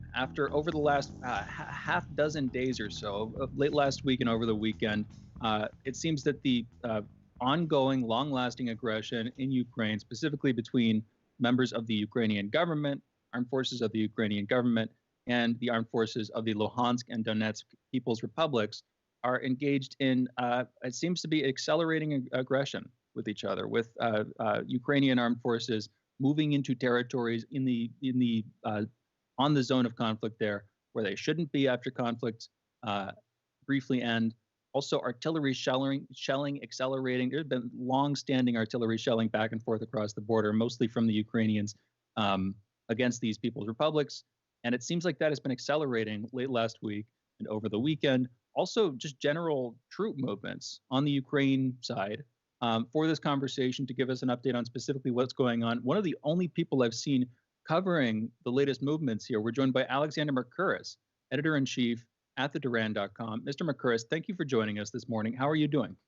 I'm very well. Good day to you. Good day to you as well. I watched your video on this. I thought it was very informative, and I just want to set it up like this. What have we seen over the past week? What is new here? Yes, I mean, this has been a deteriorating situation, as you absolutely rightly say. It actually was triggered by certain comments that were made by Zelensky's, that's President of Ukraine, President Zelensky's chief of staff, who claimed that Ukraine had come up with a kind of peace plan which had been coordinated with Germany and France. There's no evidence there is such a peace plan, by the way. The Russians say they know nothing about it, and that it would be a take it or leave it plan. And if the people in the Donbass, or rather Russia, didn't accept it, then Ukraine would take measures. And that was construed by many people as a kind of ultimatum. And as you correctly say, troops were moved into the area by Ukraine, and there's been shelling between the two sides, though apparently that has started to die down a little, and the Russians, for their part, have issued their warnings. And this has obviously meant a lot of people are very concerned that with all of these troop movements, Ukraine may be preparing some sort of further attack to try to smash these two republics in the east, these two breakaway republics, the Donbass, the Donetsk and Lugansk People's Republic. All of this is happening at the same time as there is a deepening political crisis in Ukraine, and many people are linking these events to that also. They're thinking it's to wag the dog. That basically, the political events that are taking place may propagate action outside of the country and foreign policy, kind of a war. This is fascinating to me. So what does this mean from the standpoint of Russian action? I have a hard time believing that those countries or those breakaways will be left to their own devices. They're left in a lurch. And if there is Russian action, what does it mean for Joe Biden and his response to it, considering the reactionaries that we have in the United States on anything that has to do with Russia? I'm sorry, please continue. Yeah. Well, first of all, I'm sure there would be a very strong Russian reaction. A couple of weeks ago, Putin gave an interview, before these events took place, actually, Putin gave an interview to, or rather had a meeting with top Russian news editors, in which he made it very clear then that Russia would not, as he put it, let down the people of the Donetsk and Lugansk People's Republics, many of whom have now taken out Russian citizenship. So the Russians would respond, and they would respond very strongly.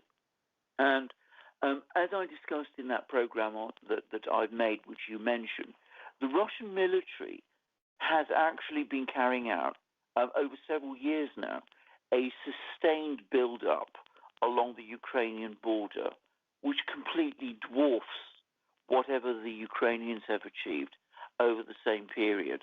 So if there was a Ukrainian attack on these two breakaway republics, there would be an enormous and extremely powerful Russian reaction. And it's difficult to see how the Ukrainians would avoid, in that case, a massive military defeat. So I think that makes it unlikely in the end that this sort of attack is going to happen, because I think that people in Washington who obviously strongly support Ukraine and might want to see some kind of a conflict and might want to embarrass Russia in all sorts of ways, at the same time would not want to see Ukraine defeated in that way, which would put the whole Ukrainian project they have in jeopardy. And I think European governments would be utterly horrified by a renewal of the war in eastern Ukraine, with the complete defeat, with the likely complete defeat of Ukraine, which would also put the whole Ukrainian project in jeopardy, and which would create even more tensions with Russia at a time when, following the failure of the European response after the Navalny affair, there is now actually talk again of the European Union trying to improve its relations with Russia. We seem to have this strange backward and forward attitudes in Europe to Russia. At the moment, there seems to be a swing back towards saying, well, this confrontational policy with the Russians isn't working. Let's try and be a bit more emollient with them. Well, if that is the policy, then a war in eastern Ukraine is exactly what you don't need, especially if it results in another Ukrainian defeat. So on balance, I think there will be a lot of maneuvering and a lot of threats, but I don't think we're going to see an actual war. And as I said at the start of this program, there's some evidence that the fighting on the ceasefire line has actually died down a little. But in Ukraine, you can never be sure. And politics and political decision-making in Ukraine are nothing if not unstable.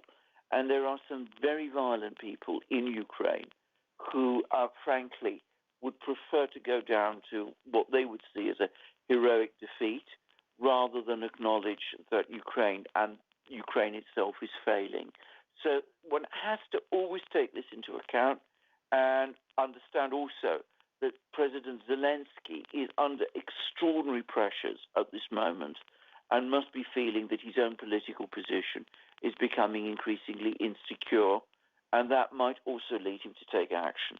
So I'm glad, Alexander, I'm glad you brought up Zelensky, and I want to move to him. And I also want to pitch your YouTube channel where people can find this extensive video that you recorded and published. Just go check out Alexander Mercouris on YouTube. And this is one of his most recent videos. You can very clearly see the title, First Biden War, War Clouds Gather Over Ukraine.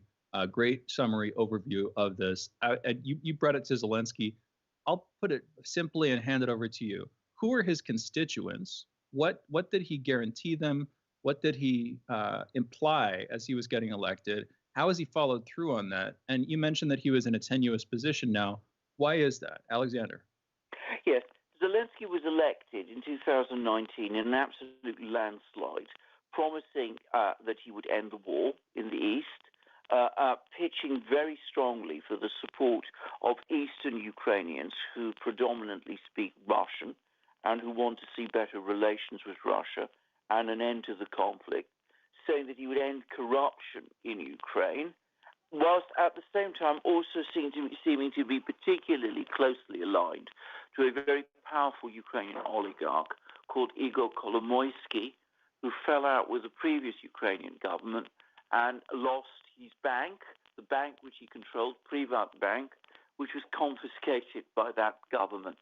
Now, what has happened is that Zelensky has, in effect, betrayed or let down all of these constituencies.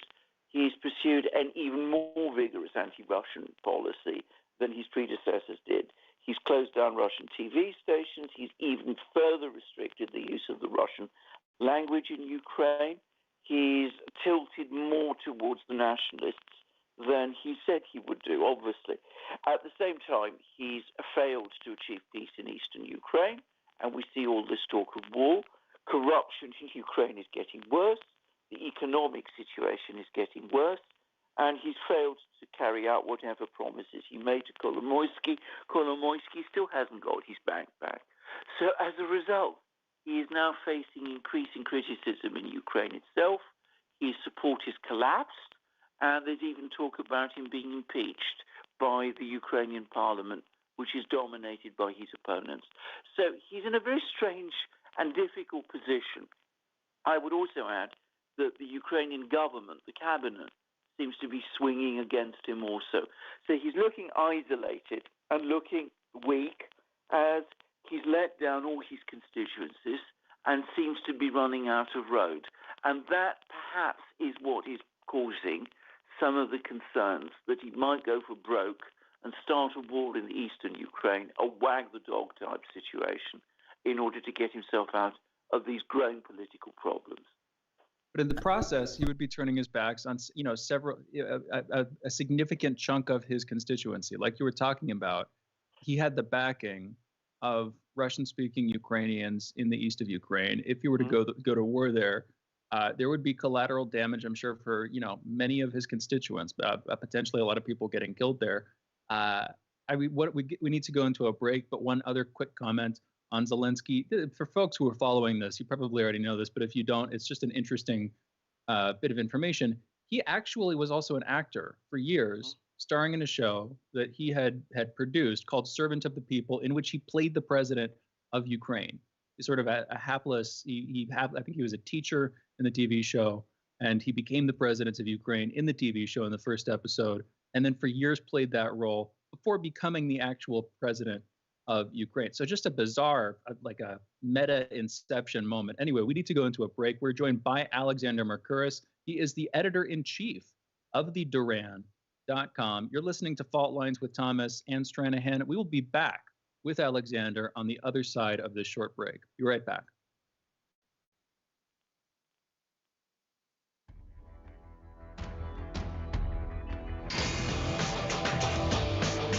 Fault Lines.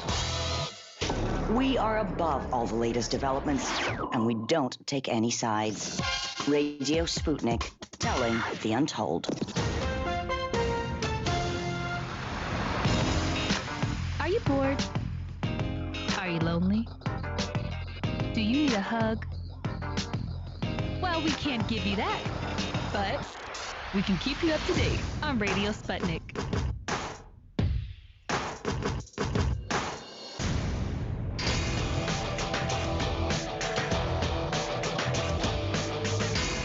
Fault Lines. Welcome back to Fault Lines on Radio Sputnik. My name is Jamarl Thomas. I'm joined by my co-host Shane Stranahan, coming to you live out of our station in Washington, D.C.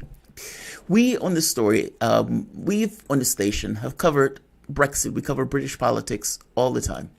One of the interesting things that has taken place in Brexit, this kind of imagined, this impossible dream mangled into disfigured form.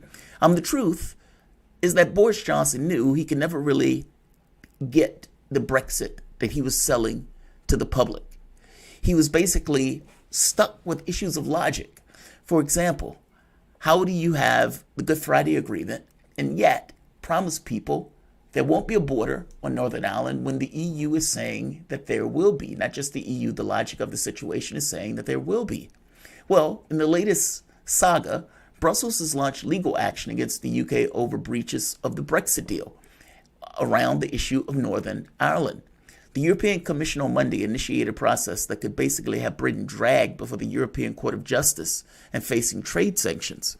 Britain, earlier, have been given grace periods over the Northern Ireland Protocol. Now, this protocol was something that was supposed to be agreed upon if Britain was going to make any changes, not act unilaterally. British moves include, quote, steps such as longer exemption from paperwork attached to shipments of food from Great Britain to Northern Ireland and Irish supermarkets. Quote, they are actively telling stakeholders not to apply to international agreement, unquote, said EU official of the British approach. Britain also insists in extending grace periods for Northern Ireland businesses do not breach the commitments on the international law.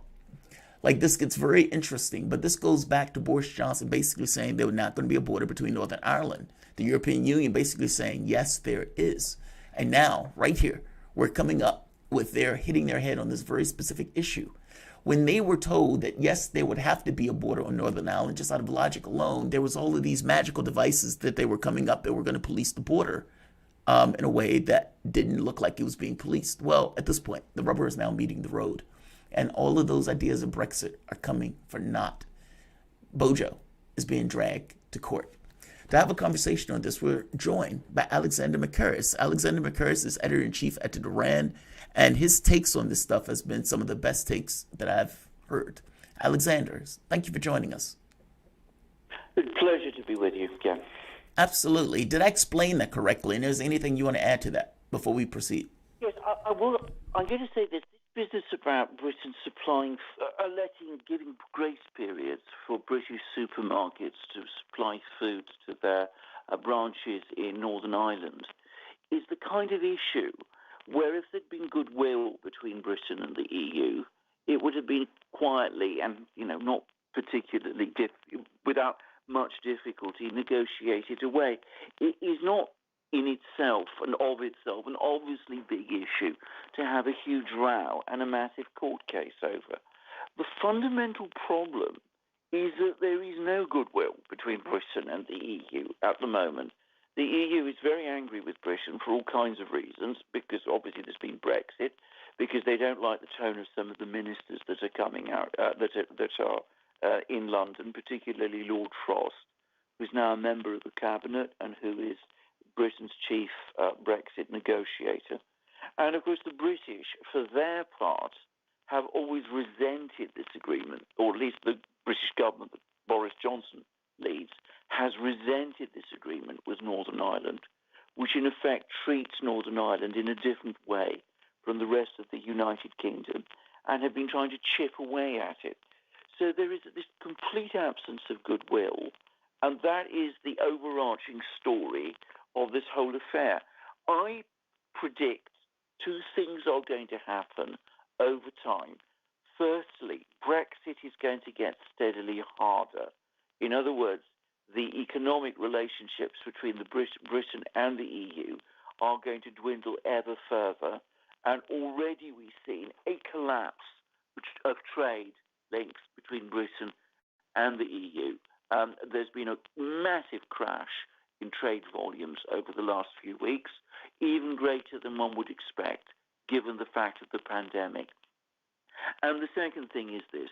I think where Northern Ireland is concerned, the realities, the overall long-term realities, I'm talking about over a 10-year period, is for Northern Ireland to become increasingly detached from Britain, to become, in effect, the north of Ireland.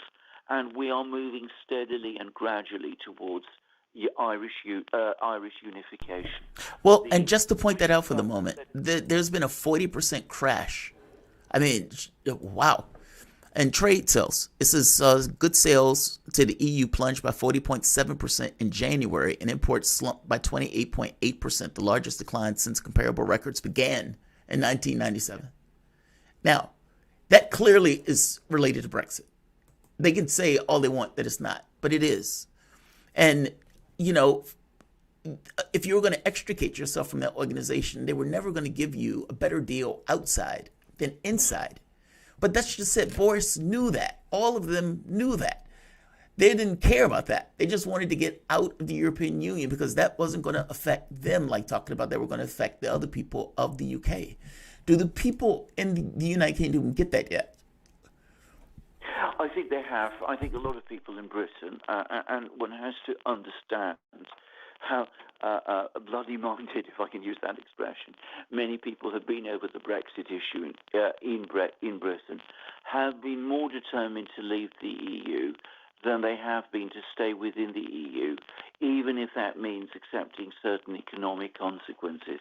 This is something that has baffled much of opinion here. But if you go to the north and to the English regions, this has been a sort of crystallizing attitude that has developed for some time. So I think the straightforward answer is this. I think a lot of English voters, and I want to stress it is exclusively English voters. I mean, you won't find many people in Scotland or Northern Ireland or Wales talking like this. Well, to some extent in Wales. But in England, you will find many people who will say, we will leave the EU, and whatever the economic consequences are, we will take them. So those sort of people, a lot of them, wanted to see a no-deal Brexit. They didn't want to have any kind of economic relationship with the EU. This is a thing that is driven more by ideology and ideas of cultural separation and nationalism than it is by economic logic. This has been true of Brexit right the way through, and it's something that many people, both in Britain, in London specifically, and internationally, find baffling. Well, and it seems like it would cut both ways. Where is this? Alex Salmond, Nicola Sturgeon, that conflict is still growing, and I want to get your take on that. But at the same time, the movement for Scottish independence, I was looking at recent polls, and it seems like it scales pretty linearly. The younger you are, the more in support you are, by and large, of independence from England in Scotland. What are you just, I guess, to follow up, two quick side questions here. One, what's the current status of the sturgeon salmon affair? And two, is that polling, from the sense that you're getting, is that accurate? And in the long run, what do you see the consequences of that age bias being in Scotland? Is there, a decade or two down the line, not that far away, is there a very, very serious risk from the United Kingdom's perspective that Scotland could decide to break away and become independent? Alex, what's your take? Can I just quickly say, in my opinion, Brexit has turbocharged the movement for Scottish independence. Scotland wanted to remain in the EU very strongly. And of course, you talked about younger voters across the UK, but of course, especially in places like Scotland, wanted to keep Britain in the EU. So this has made feeling in Scotland far more pro-independence than it would have otherwise been. And it's made the shift towards pro-independent sentiment in Scotland very much stronger. And in terms of the salmon-sturgeon battle, I think most people think that it is salmon rather than sturgeon who is telling the truth. But most people in Scotland still back sturgeon because they want to see independence happen, and they feel that they need to go on supporting sturgeon and go on supporting the SNP so that the SNP can win a big majority in the May Scottish Parliament elections and then hold a referendum for independence. So the strength of that feeling in Scotland is trumping the concerns people have about sturgeon. And coming back to the point we were making earlier in the program, I think whilst English voters would be happy, or not happy, they are willing to accept economic losses for gaining Brexit. One thing which I think will shock them will be if Scotland breaks away, which I think it is far more likely to do now than would have happened if the Brexit vote had gone the other way. So I think this is going to be the key issue. And in London, the government in London, I think, is extremely worried about the situation. In Scotland, is extremely concerned that if Scotland breaks away from the United Kingdom, the rump country that will be left, which will be essentially England, is going to be politically very diminished. There's worries that it might lose its UN Security Council seat, that it will no longer be taken seriously as a great power. And if that is the result of Brexit, then there may be a heavy political price to pay. How about from the American perspective? I want to turn for just a minute. I mean, the UK is one of America's chief allies around the world, not just in the European Union. Arguably, its chief ally, simply, at least nominally. And it seems to me, like you're saying, if Scotland were to break away, that would significantly weaken the position of Britain. How do you think the United States would respond to that? I'm guessing we would try to push back against a Scottish independence referendum on our end, possibly even to the point where that could be perceived as interference locally. But Alexander, what's your take? Well, that's actually an excellent point, because I don't think the US has actually woken up to the reality of this, even though it is in fact an increasing reality. I would add, not only will it weaken Britain, but sentiment on international questions in Scotland is profoundly different from what it is in England.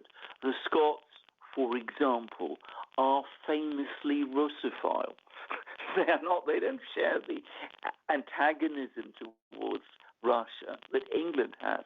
So you would have a Scotland with a completely different politics, completely different attitudes towards Russia, rather different attitudes towards the US as an independent country. It might still be within NATO, but the US's strongest ally in NATO would have been severely weakened, and the US might also find that it's dealing with another country, Scotland, which is much more skeptical about its foreign policies than the United Kingdom of Great Britain has been. Alexander, two very quick questions before we close. We only have about 2 minutes. The Irish unification question, like you said, this pushes Irish unification, meaning it basically allows that process to take place with a turbocharge, to take your word for it. And because basically the Northern Ireland has become isolated from the mainland. And then you have this other situation where Scotland has been annoyed because they had a referendum, and then all of a sudden the EU had a referendum with Britain, and they decided to leave the European Union. Can you explain to me why in the world would Scotland believe that their welfare state, and I don't mean that in the negative in America's parlance, I just mean it in the literal sense of the term, will be better served under the austerity policies of Britain and Brussels as opposed to being closer to the level of action of government of the UK? I've never been able to understand that. And yet they seem fervently antsy about being in part of the United Kingdom without the United Kingdom being a part of the EU. Could you explain that? Yes, well, first of all, I mean, if you're talking about Scotland, you have to understand that politics in Scotland are profoundly different from what they are in the UK. Scotland is anchored far further to the left in its politics than the UK, than England is. And one of the things that's pushed Scotland away from the UK is that English voters repeatedly voted for Conservative governments, which are deeply unpopular in Scotland, and they don't feel that these Scottish concerns have been taken into account, and they don't like the economic and welfare policies which are followed by the government in London. So that actually played more in that direction. Now, I think a lot of people in Scotland, again, very much like people in England said, we will take whatever economic consequences follow from leaving the EU. I think many people in Scotland are saying, we will take whatever economic consequences follow from leaving England, from breaking away from the United Kingdom, because the cultural differences are now so profound that it is becoming impossible for us. I know, but when you look at, but this sounds so weird to me. When you're looking at, it's like the idea of cultural differences with the United Kingdom or with Britain or the English, as opposed to the cultural differences with all of the other countries that don't speak English. Like it just seems very strange to me that they're willing to throw their lot in with an organization that is very different from it, from the standpoint of cultural language and all that stuff, because they don't necessarily like. That's absolutely true. I will only say that sometimes, sharing a common language makes you understand more quickly how different you are from each other. I mean, it can be. It's like it gets you to understand you don't like that guy faster than if you didn't speak the language. Exactly. The voice that you guys have been listening to is Alexander McCurris. He's editor-in-chief at the Duran. You can follow Alexander's work on the Duran on Twitter at Duran.com, or I'm sorry, at Duran_com. The Duran on YouTube on their website, theduran.com. You guys are listening to Fault Lines with Thomas and Stranahan. We will be back in a moment with an open segment, and we'll be taking your calls, 202-521-1320. Be back in a moment.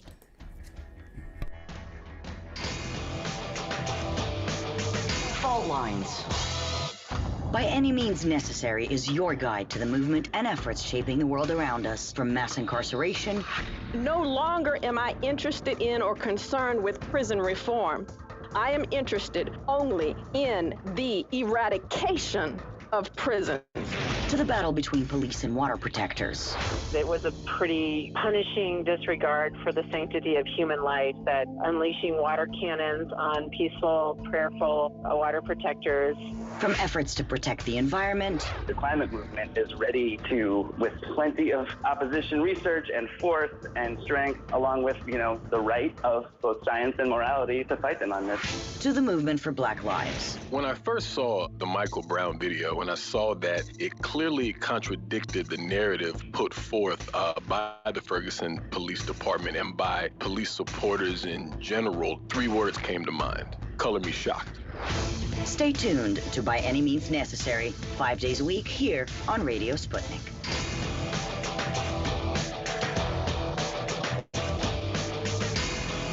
fault lines.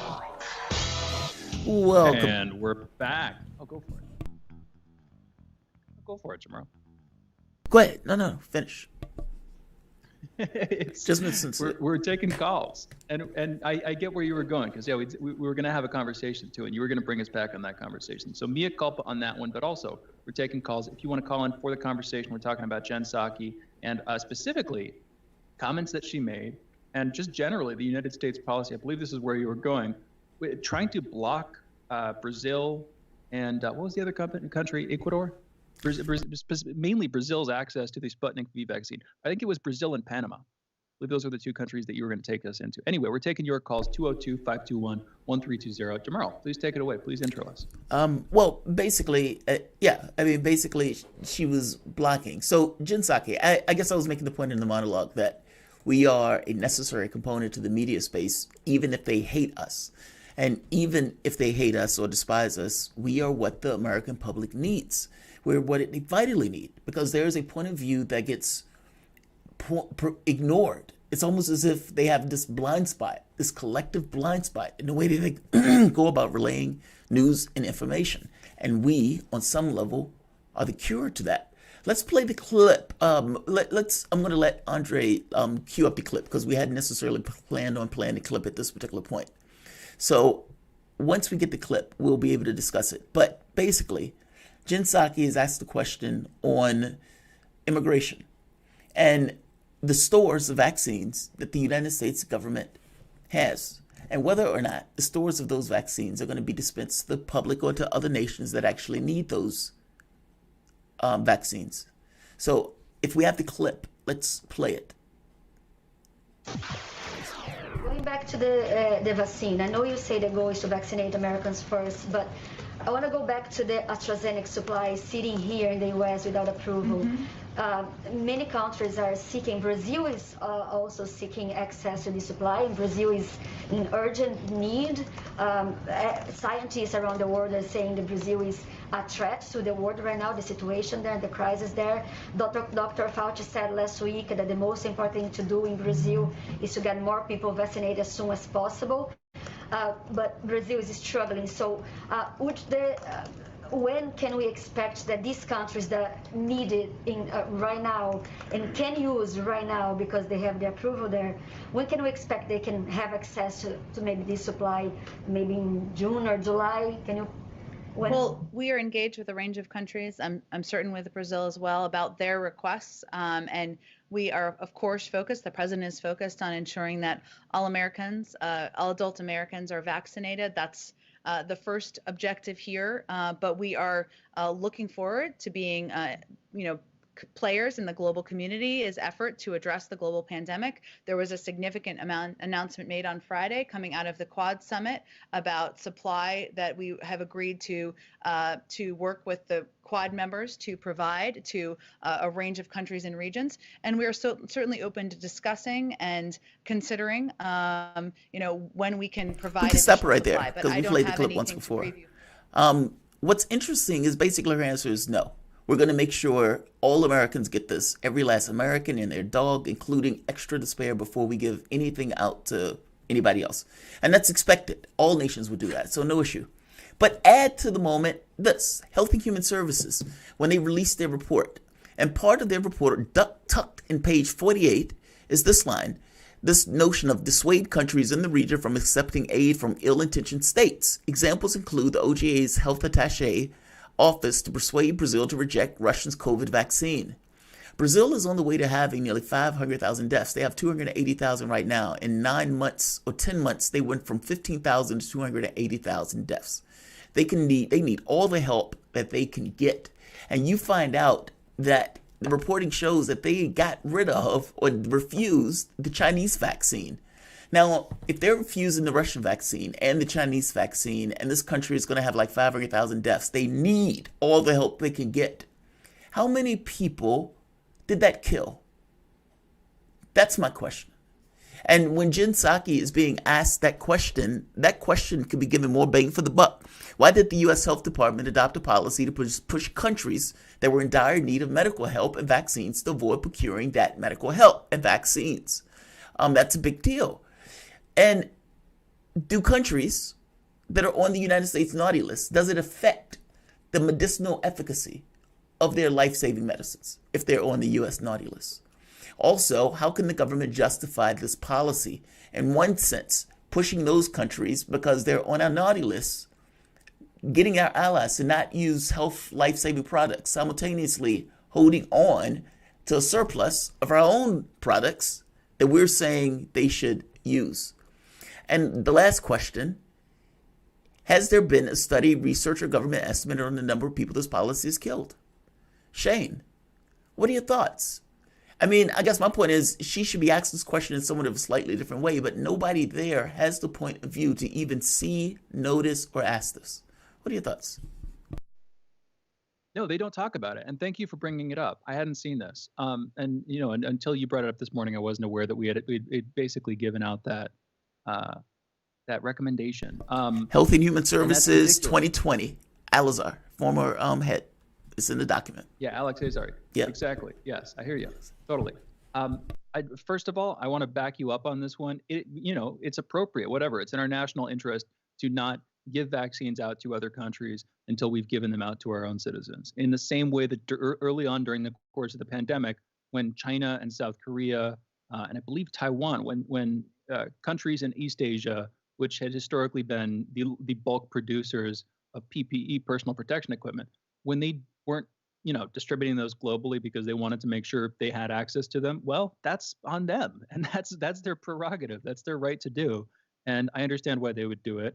And the response to that on our end preemptively should have been, well, we need to have this stuff manufactured at home. So, some degree of industrial self-sufficiency is useful, at the very least, for dealing with exactly these kinds of crises. And I think you could make the same argument about vaccines, although in the case of a lot of these countries, I don't know about Brazil, but in a lot of more, developing countries, that's a relatively high order, relatively tall order, because these things take time to get up and going. They cost money. And if you have a lot of things that you could be investing in order to get your economy up and going, well, I get it. This might be a little bit further down the line of triage, but still something worth doing. On the Sputnik V vaccine, it's ridiculous, and it is only in our foreign policy interest. It's only in our diplomatic self-interest. One point, though, U.S. soft power was hit hard by Trump, but this, in some sense, I think, is a sign that it is not completely dead. The fact that we can give out commandments to other countries,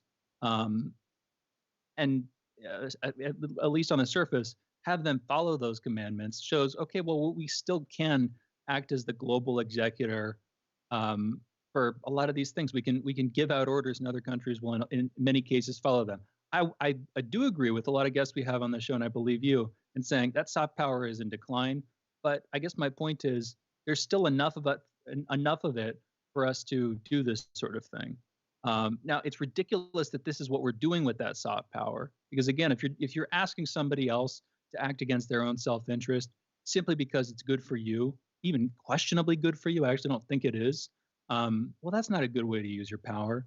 But that's my sort of summary take on it. Of course, I agree with you. Sputnik V, Russia started to develop their vaccine earlier than any other country on the face of this earth, as far as I can tell. If we're going to compete with them, it shouldn't be militarily.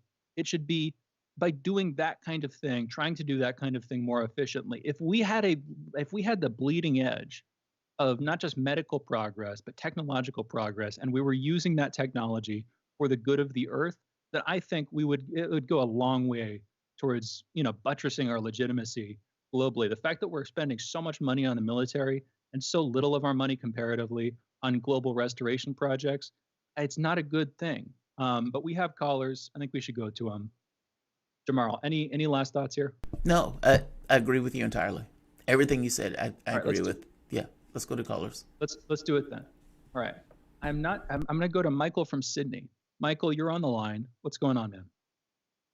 Yeah, hi guys. I know we're conscious of getting much time. Just quickly, Russia signed a contract with India, or India signed a contract with Russia to produce Sputnik V. India is also a very large manufacturer of vaccines. Most European, the EU's banned AstraZeneca. Also, so maybe Brazil can have those ones. And also, China has going to produce 1 billion vaccines, they say, by June this year. They've got 5 registered vaccines. Cuba now has 1. And here in Australia, We actually have a manufacturing for a company that could produce Sputnik V and the Chinese vaccines. But we're using AstraZeneca, and our health minister got vaccinated, and 2 days later he was in hospital with an infection, unexplained infection. So that's the experience we've had here. And like we're refusing basically to take a vaccine from, say, Sputnik V when Europe has banned AstraZeneca, and we're producing AstraZeneca. 30. So, I mean, like, it's basically all political. I mean, and on your other point about maintaining some level of domestic industry. Michael, we're going to have to jump in, man, because we're coming up to the end of a hard break. But thank you for your call. You can always call back in at the end of the show. We'll take the call also. You guys are listening to Fault Lines with Thomas and Stranahan. We will be back in a moment with the headlines.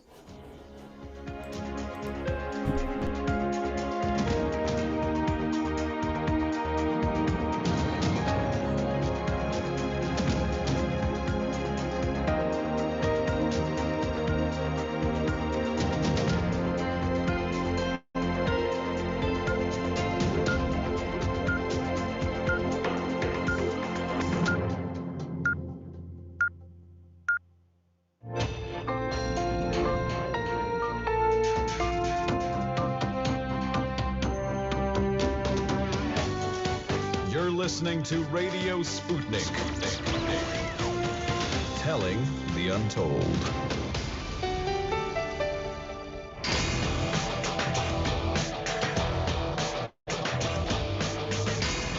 Fault Lines. Live from across the divided states of America, it is now time for the last hour this morning of the most disruptive show covering news, events, politics, and more across our country and our globe. In the independent corner, I am your political analyst, Shane Stranahan. And in the left corner, I am the indefatigable, the ever-vigilant, the last man on the wall, your political analyst, Jamarl Thomas. And together we are Fault Lines with Thomas and Stranahan. All right, I hope your morning continues to go well. Let's get into the headlines. First up in COVID news, at least 751 new coronavirus deaths and 57,081 new cases were reported in the United States yesterday. Over the past week, there has been an average of 55,153 cases per day. That's a decrease of 18% from the average 2 weeks earlier. As of this morning, more than 29,518,000 people in the United States have been infected with the coronavirus, and over 535,000 have died from it.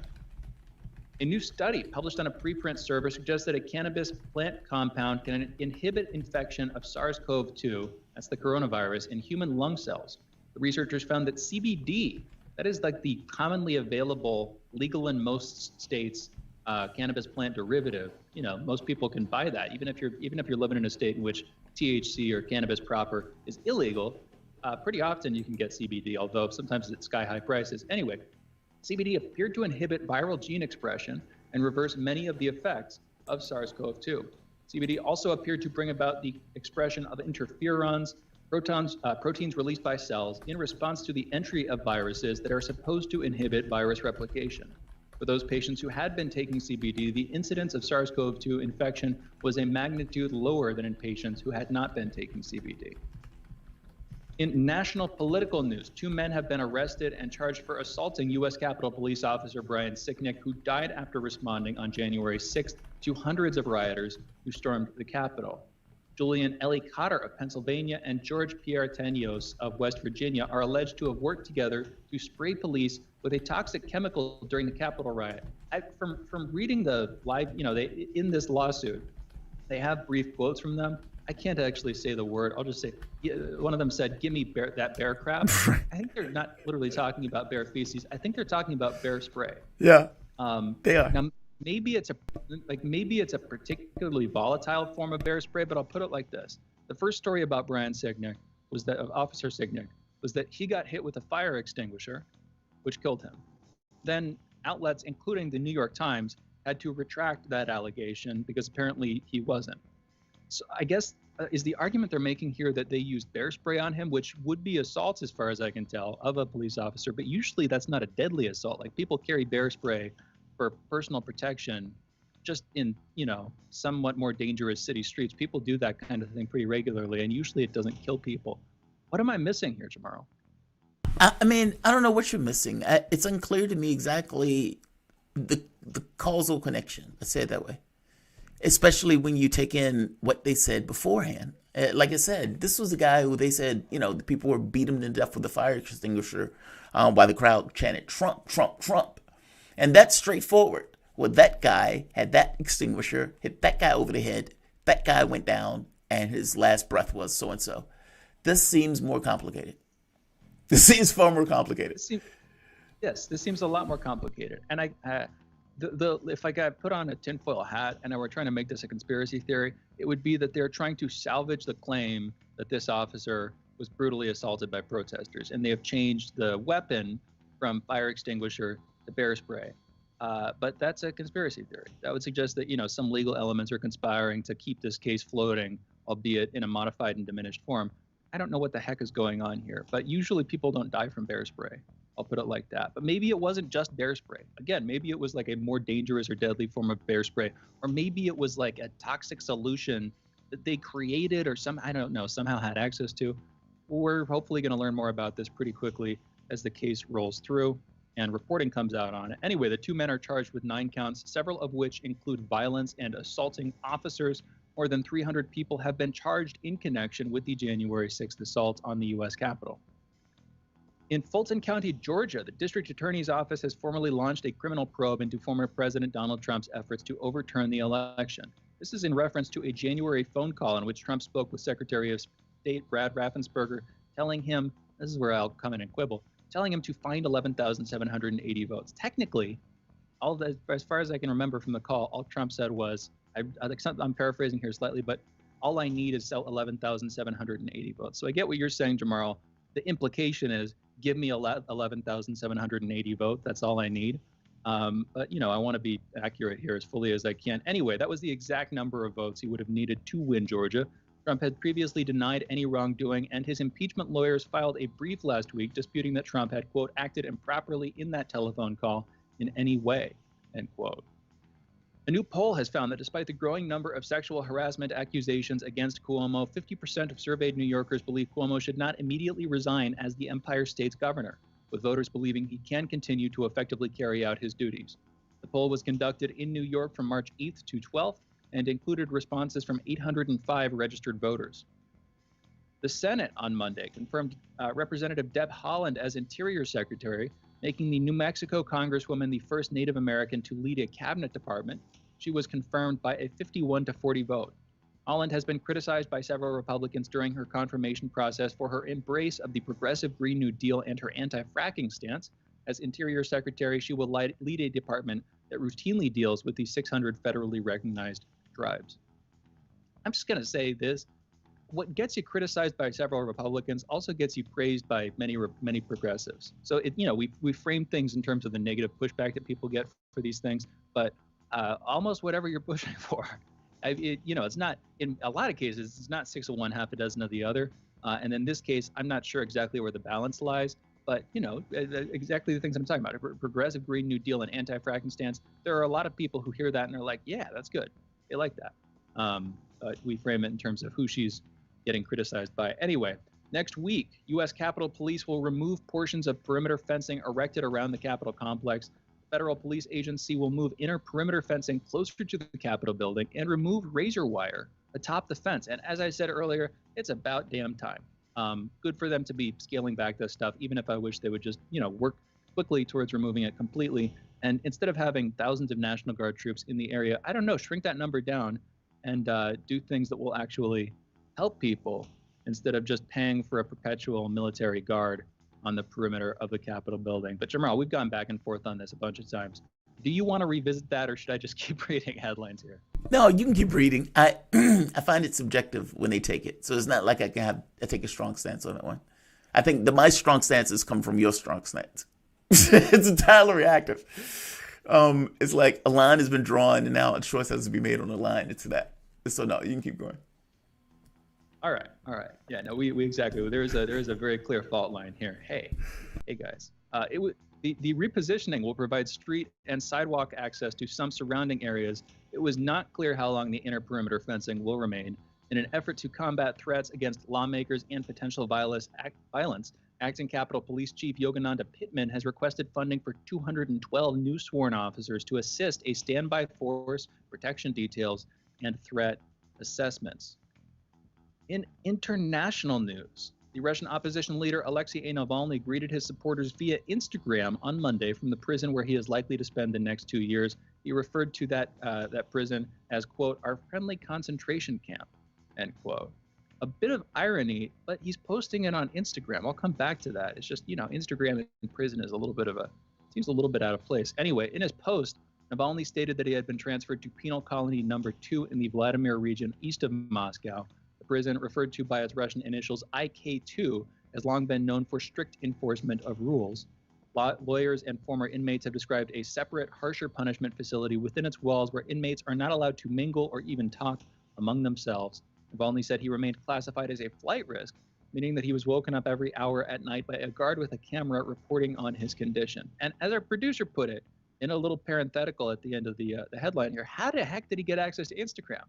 That's like a privileged jail to be giving him access to Instagram. In his potential defense, I don't know. I don't want to give too much benefit of doubt here. Maybe he sent his photo to somebody and recited a post to be read, to be posted, and they did the work for him. Maybe he wasn't. I'm guessing. Who knows? Maybe he wasn't actually posting this himself. It just seems like a weird liberty to be given to post to your Instagram, to post to your social media in general, but specifically Instagram, from prison. I don't know, man. I don't know. Maybe I'm being too harsh on the guy or too harsh on the idea, but I don't actually think so. It's like the guy shouldn't even get access to the computer. How dare you take a selfie? Right. How dare? Right. But that's what he did. It's a selfie with like an accompanying text, text description of a situation. But of all this, I'll put it like this: of all the social media apps to be posting to, I get he has a big following on Instagram, but Instagram seems like the most superficial and banal of those apps. Like I can see, I don't know. I think you get where I'm going with that. We got more headlines though. Sister of the North Korean leader Kim Jong-un, that's Kim Yo-jong, warned the Biden administration on Monday that it should refrain from causing a stink, that's a quote, in the first place if it wants peace. Kim Yo-jong also slammed the ongoing military drills in neighboring South Korea, warning that if Seoul dares resort to more provocative acts, I'm quoting here, we may take a special measure of resolutely abrogating even the North-South military agreement, end quote. Due to economic difficulties brought by the U.S. sanctions, Pyongyang announced in late 2019 that it would resume its nuclear arms program and tried to put more pressure on Washington. The South Korean